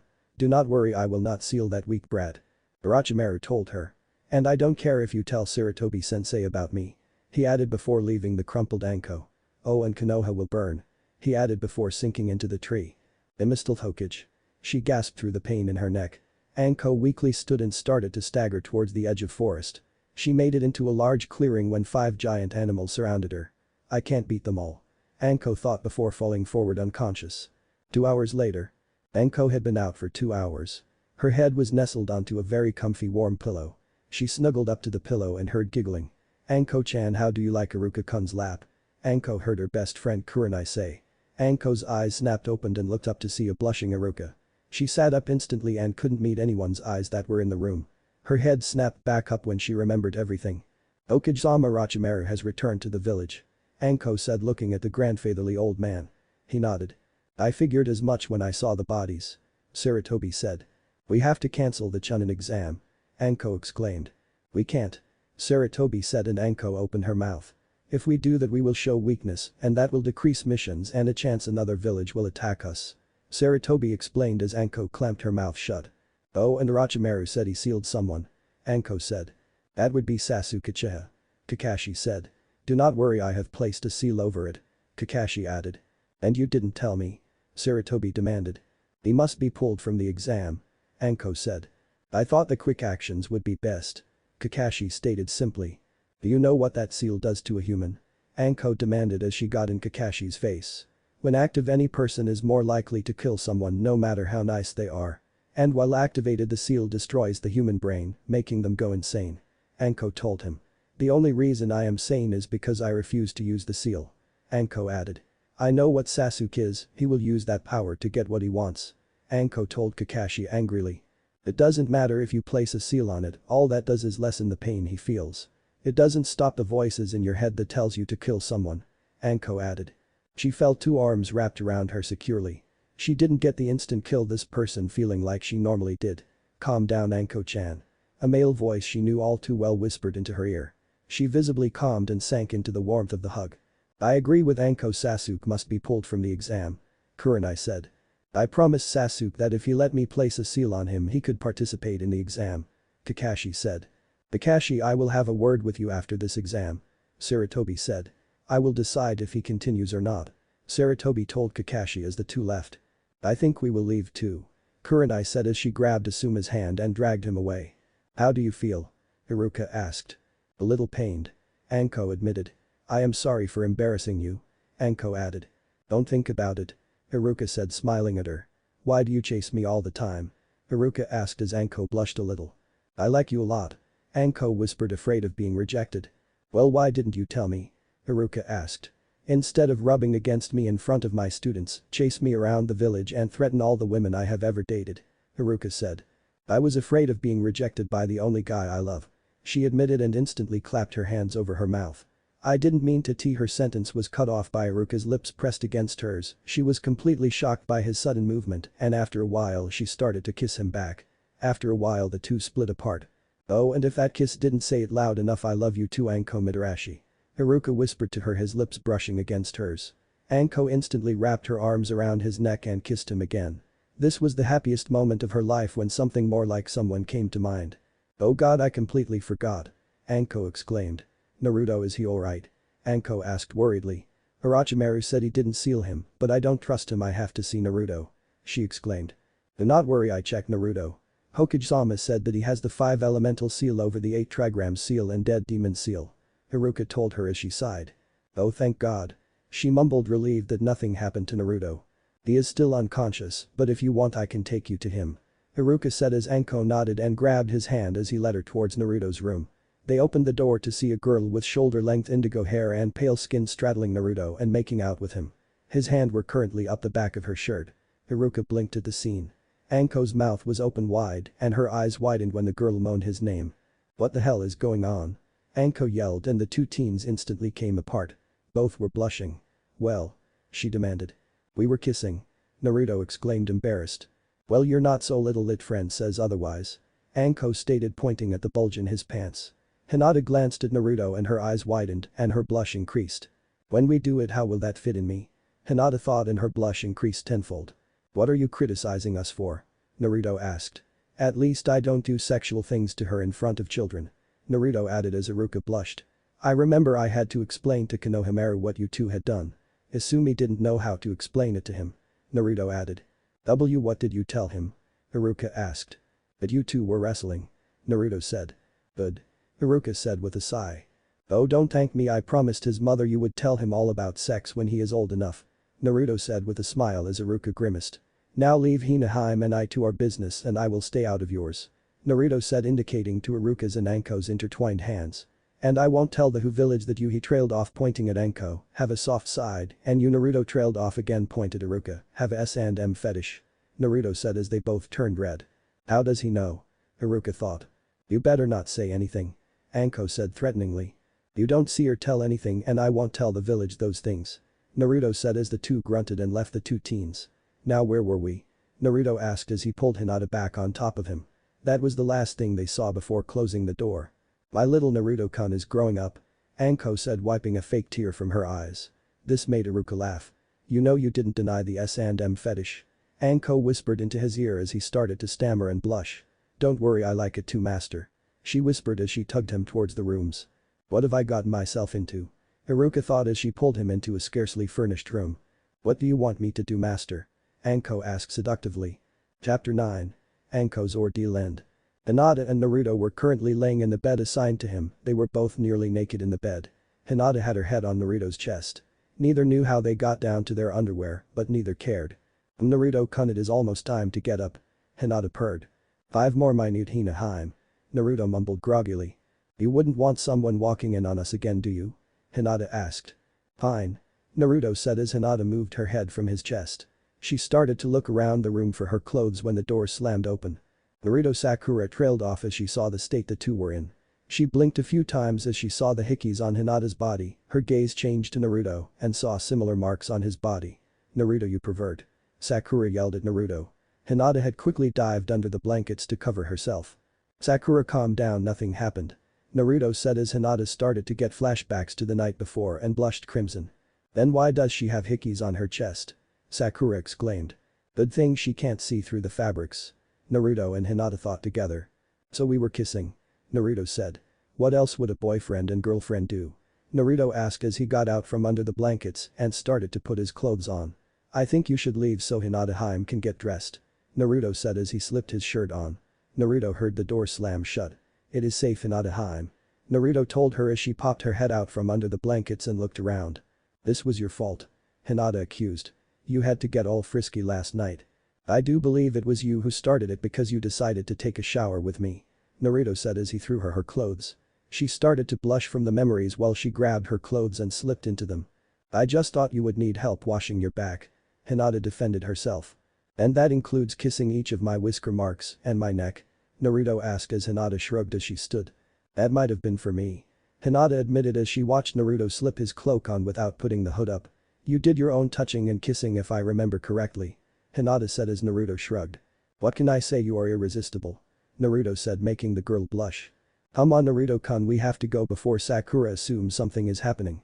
Hinata said. Okay. Naruto said as he watched Hinata reposition her hair to cover her hickeys. He opened the door to see Sakura on one knee with her ear where the door was. You call me a pervert when you are listening to Hinata and I? Naruto asked as the girl leaped. I as in W, what L looks L like. Sakura stuttered. Right. Naruto said as he walked past her. Please don't spy on me again or I will tell Sasuke about that little hiding place you have in his apartment. Naruto told her as her eyes widened. Naruto-kun, you seem to know a lot of things about people, do you know anything about me? Hinata asked. Of course, but you are my hime and I would never use it. Naruto said, smiling at the girl. She wrapped her arms around his torso and smiled. What is it? She asked. Naruto leant down to her ear. Which one? Naruto whispered. The time you practiced using Byakugan's X-ray vision on me, or the consequential aftermath of that practice. Naruto whispered as the girl's mouth dropped open, eyes widened and a blush creep on her face. But do not worry, that will never make it to the public through me, that is a promise. Naruto said to the blushing girl. He saw me do that. Hinata thought. What did she do? Sakura asked. She made a plushie doll of me. Naruto said, also telling the truth. Wow. Sakura said.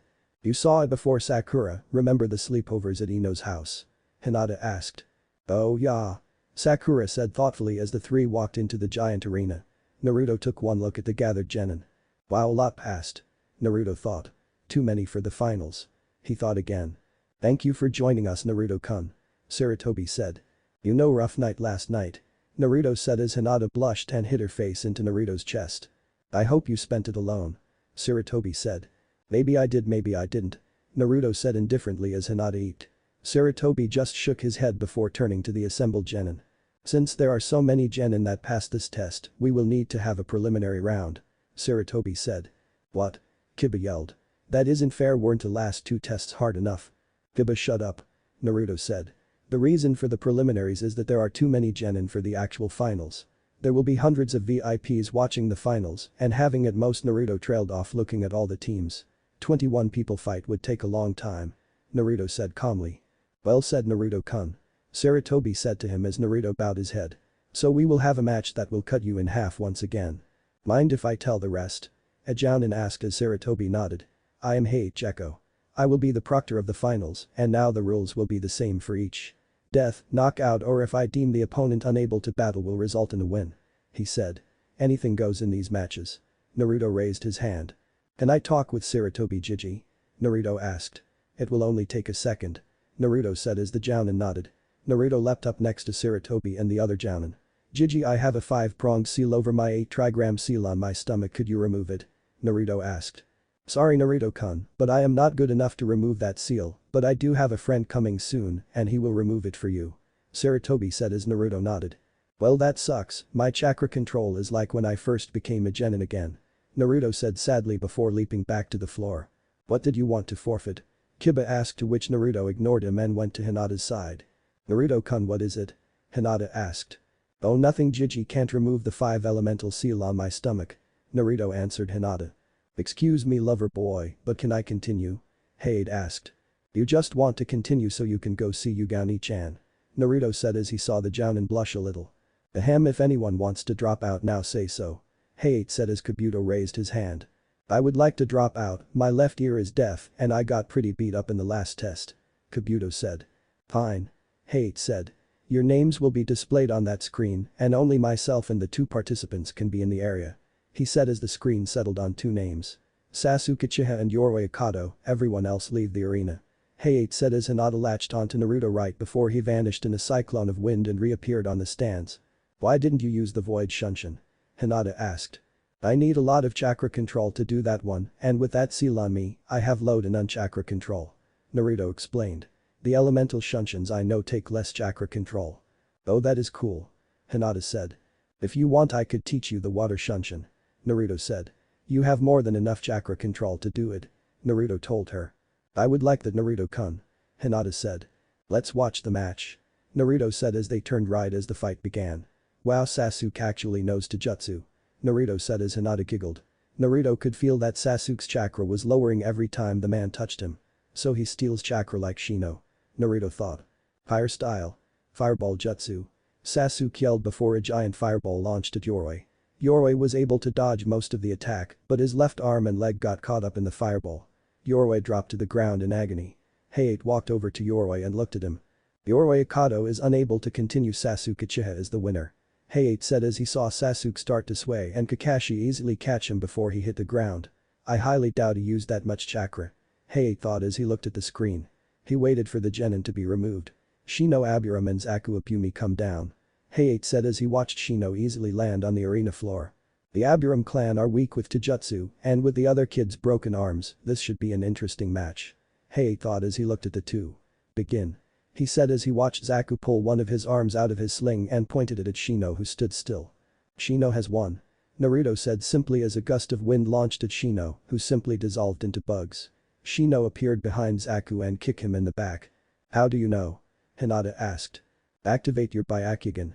Naruto said as she followed his instructions and saw that Shino had some of his weakest bugs already in the tubes on Zaku.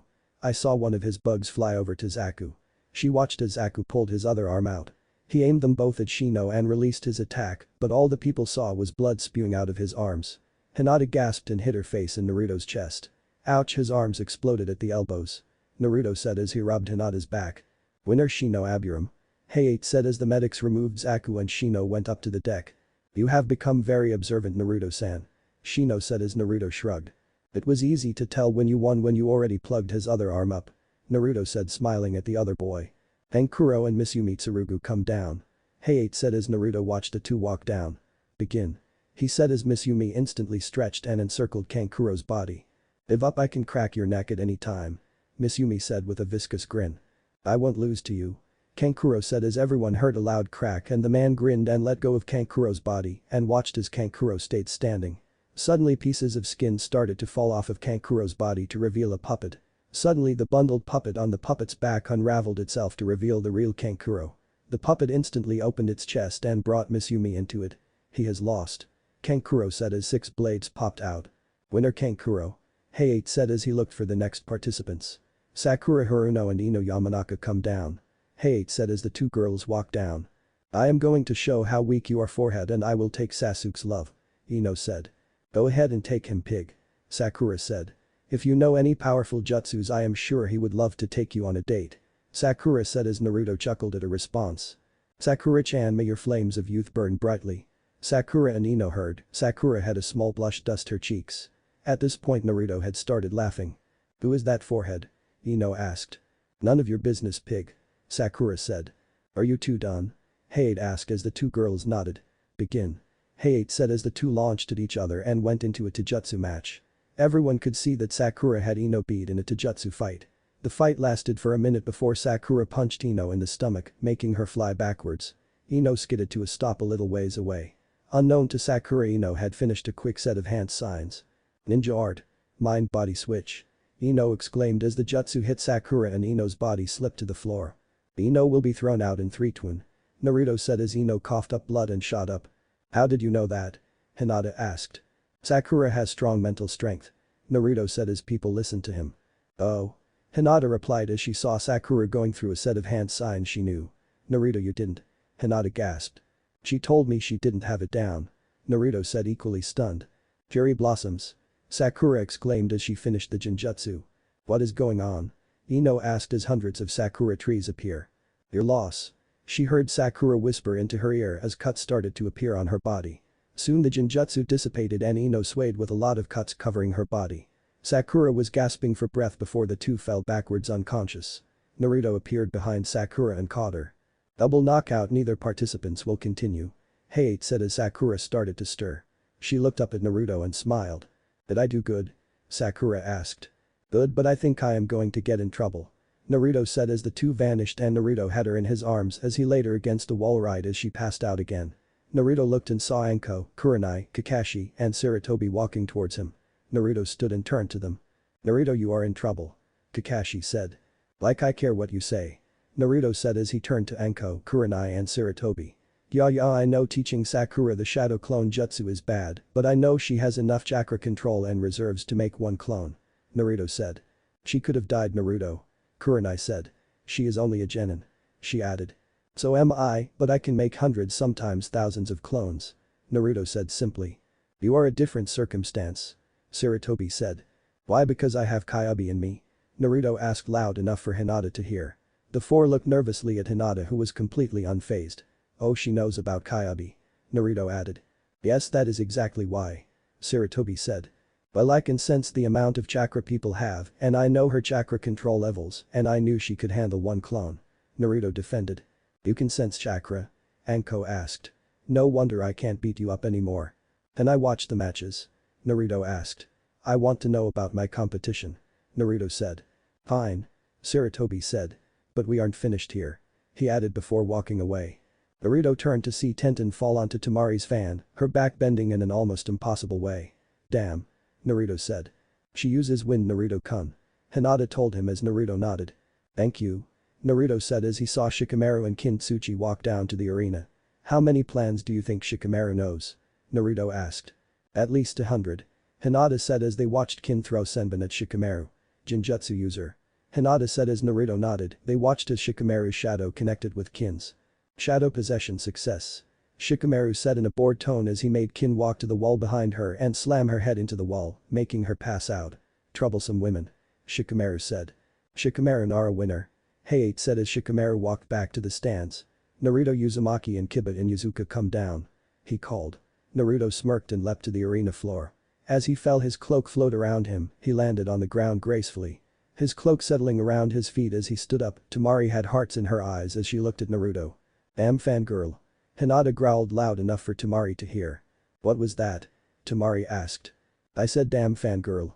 Hinata said to Tamari. Ladies, please be quiet. Sarutobi said, trying to prevent the almost inevitable cat fight. Yes, Hokage-sama. The two said before turning to the arena. Are you two ready? Hayate asked. I am, but I don't know if the dope is. Kiba said. Like I am scared of a mutt and his master. Naruto said. Akamaru isn't a mutt. Kiba yelled. I wasn't calling Akamaru a mutt. Naruto said calmly, making Kiba angry. Start the match, I want to kill him. Kiba yelled. Begin. Hayate said as Kiba went through a set of hand signs. This will be over in one move. Kiba said as he dropped to all fours. Four-legged jutsu. Kiba exclaimed before disappearing and hitting Naruto. They watched as Naruto grabbed each of his hands and slid back a few inches. One move, huh? Naruto asked. I could see you moving.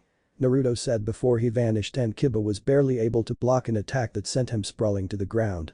My speed is decreased too. Naruto said as he vanished again and repeatedly attacked Kiba as Akamaru tried to help. Wow, this is so boring. Naruto said as he looked at the battered Kiba who was somehow still standing. Will take Hinata from you. Kiba gasped. Bad thing to say, Kiba. Naruto said as Kiba threw a soldier pill to Akamaru who started to turn red and jumped onto Kiba's back as he made a hand sign. Man-beast clone. He exclaimed as Akamaru turned into a copy of Kiba. Dual piercing fang. Kiba yelled as Akamaru and Kiba started spinning towards him. Naruto yawned and flicked his wrist, creating a large gust of wind that knocked Akamaru and Kiba into the wall, knocking them out. Ops, forgot my chakra control sucks. Naruto said, sticking his tongue out and bunking his head. Hinata chuckled and shook her head at her boyfriend. Winner Naruto Uzumaki. Hayate said as the medics came and retrieved Kiba and Akamaru. Naruto stretched his back and leapt up to the observer's deck. I wanted to toy with him some more. Naruto said a little disappointedly. Oh, Naruto-kun. Hinata said with a smile before hugging him as Tamari glared daggers into Hinata. Hinata looked over Naruto's shoulder to see Tamari glaring at her and stuck her tongue out at Tamari. Hinata Hyuga and Niji Hyuga, please come down. Hayate called as Hinata begrudgingly pulled herself away from Naruto. She leapt to the arena floor and gracefully landed like Naruto had done. She faced her cousin. Hello, Niji Nai-san. Hinata said as she saw him glare at her. Hinata-sama. Niji spat. You should give up, you are a weakling. Niji said, trying to play on her self-confidence issues. I am not giving up, Niji Nai-san. Hinata said calmly. You can begin the match at any time. Hinata said. Alright, begin. Hayate said as Niji dropped into the standard Hyuga gentle fist stance. Hinata dropped into a more relaxed version of the Hyuga gentle fist stance. Hey, you can't even do the stance correctly. Niji insulted. That is because this isn't the regular gentle fist stance. Hinata said as Niji attacked her. Hinata was easily dodging and deflecting Niji's hits while dealing her own onto Niji. Niji had activated his Byakugan at the beginning of the fight, while Hinata has yet to activate hers. Hinata's Byakugan instantly activated and Hinata's stance lowered at the same time her foot shot out, knocking Niji off balance. Water gentle fist style. 64 water palms. Hinata exclaimed as water appeared onto her hands as she went into the attacks, shutting down Niji's chakra points and putting water into his joints, locking them up. Once she was finished with the attack, she felt her power pulse. Up in the stands, Naruto's eyes widened. Oh god, it is happening. Naruto gasped as Hinata fell to her knees while grasping her head. Please let that attack leave Niji incapacitated for long enough. Naruto thought as he looked at the two. Come on, Hinata-chan. Naruto thought as he felt a massive amount of chakra suddenly release from Hinata as her head snapped back. What is happening to her? Kurenai exclaimed. She has activated the Tenshi Byakugan. Naruto said as they watched as the chakra formed wings on her back. Ahhh. Hinata screamed as the back of her shirt and coat ripped apart as bones and flesh started to form on her back. Indigo feathers started to form on the wings on her back. What is happening to her? Kurenai demanded. The Tenshi Byakugan can only be activated by someone with a kind heart, and we all know that Hinata is the nicest person that you would ever meet. Naruto said. The nicer the person, the greater the power she will get. Naruto said as the chakra started to dissipate as the wings spread out to a total of 6 feet on each side. Her power level is now close to my own. Naruto said as he noticed Niji starting to get up. The wings folded onto Hinata's back. What happened to me? Hinata thought as she activated her Byakugan and she noticed she had lost her blind spot and the distance she could see was tripled. She stood as she felt something on her back. She looked behind herself to see the 2 indigo wings. Hinata turned right as Niji attacked and she instinctively blocked with her wings. She knocked Niji back with the wings and attacked again. Water gentle fist style. 128 water palms. Hinata yelled as she unleashed her attack onto the unsuspecting Niji, making him fall to the ground with every single one of his chakra points closed and all of his joints filled with water. Hinata was surprised because she could never do those attacks in succession without losing a lot of her chakra. Hayate was stunned at Hinata's new appearance. He shook his head. Winner Hinata Hyuga. He said as he noticed that Niji couldn't move. Naruto was cheering from up in on the deck. She turned and leapt gracefully up to the deck. She looked at Naruto with her now bright violet eyes. Naruto smiled at her before hugging her. You are not stunned, how come? Hinata asked. I knew you would activate the Tenshi Byakugan. Naruto said. What is the Tenshi Byakugan? Hinata asked. It not only advances you Byakugan, turning your lavender eyes to bright violet ones, you gain wings and your chakra has skyrocketed. Naruto told her. And you didn't want to warn me? Hinata asked with her hands on her hips. Well, it is normally activated when you are 15 or 16. Naruto said. But I guess you were just too kind. Naruto told her. I guess I am. Hinata said, smiling at him. How do I look with wings? She asked nervously. Even more beautiful. Naruto whispered into her ear as he lightly stroked her wings. Thank you, Naruto-kun. Hinata whispered back before kissing him as she hugged him with her arms and wings. How can I compete with that? Tamari thought a bit disappointed before turning back to the match between her brother and a weird green spandex wearing boyn. One guess on who that is, he. Third gate of life release. Lee yelled as his skin turned red. Naruto could hear Lee's bones and muscles tearing. Reverse lotus. He yelled as he kicked Gaara into the air. Lee is going to lose. Naruto thought sadly as he looked at his new friend. The two smashed into the ground, but Gaara's gore turned to sand, softening his hit. Lee had bounced across the arena floor and was barely conscious. He looked at Gaara as his face started to crumble in. A sand clone. Lee thought as he felt sand wrap around his leg and arm. Sand coffin. Came the chilly voice. Sand burial. The voice said as Lee shouted in pain. Lee is unable to continue. Gaara has won. Hayate said as the sand started to fly towards Lee, but it burst in all different directions as Guy had Lee behind him. You will not touch Lee. Guy said dangerously. Why do you protect that weakling? Gaara asked coldly. Because he is like a son to me. Guy said as Gaara scuffed and walked away. Naruto looked sadly at Lee as he was taken away. Hinata had her head buried in Naruto's chest. It is okay. Naruto whispered into her ear as he rubbed her back. He will be lucky to ever walk again. Why did he try to kill Lee-kun? Hinata sobbed. Because his seal is faulty. Naruto said as Hinata looked up with teary eyes. He has the Shukaku no Ichibi, and I am not sure if that is correct, sealed into him the one-tailed raccoon. Kyubi has told me that since she gained that spot she has been cocky. Naruto told Hinata. Naruto looked at the match while he rubbed Hinata's back soothingly. He watched as Choji became a big boulder and rolled around trying to crush the sound shinobi. He saw the sound Shinobi stopped Choji, and a little while later Choji's jutsu disappeared and he was unconscious. That wasn't spectacular. Naruto thought to himself as Hayate called everyone down. You will pick a number and we will decide who fight who. Hayate said as Hinata and Naruto walked up. Naruto put his hand into the bucket and pulled a 1 out and showed it to Hayate. Hinata reached in and pulled a 4 out and she sighed in relief. Each person went up and got the numbers. Okay, first match will be Naruto Uzumaki vs Gaara, second match will be Sasuke Uchiha vs Hinata Hyuga, third match will be Shino Aburam vs Kankuro, fourth match will have 2 matches, first one will be Shikamaru Nara vs Temari, then the winner of that match will fight Duzo. Hayate said as he showed the matches to everyone. You will have a month to either rest or train, you can pick whichever you want. Hayate said before vanishing. So Hinata-chan want to go on a date before we go train? Naruto asked. Of course I would. Hinata said as the two vanished. What if Naruto finds a sword in a cave? End here and thanks for watching my video till the end.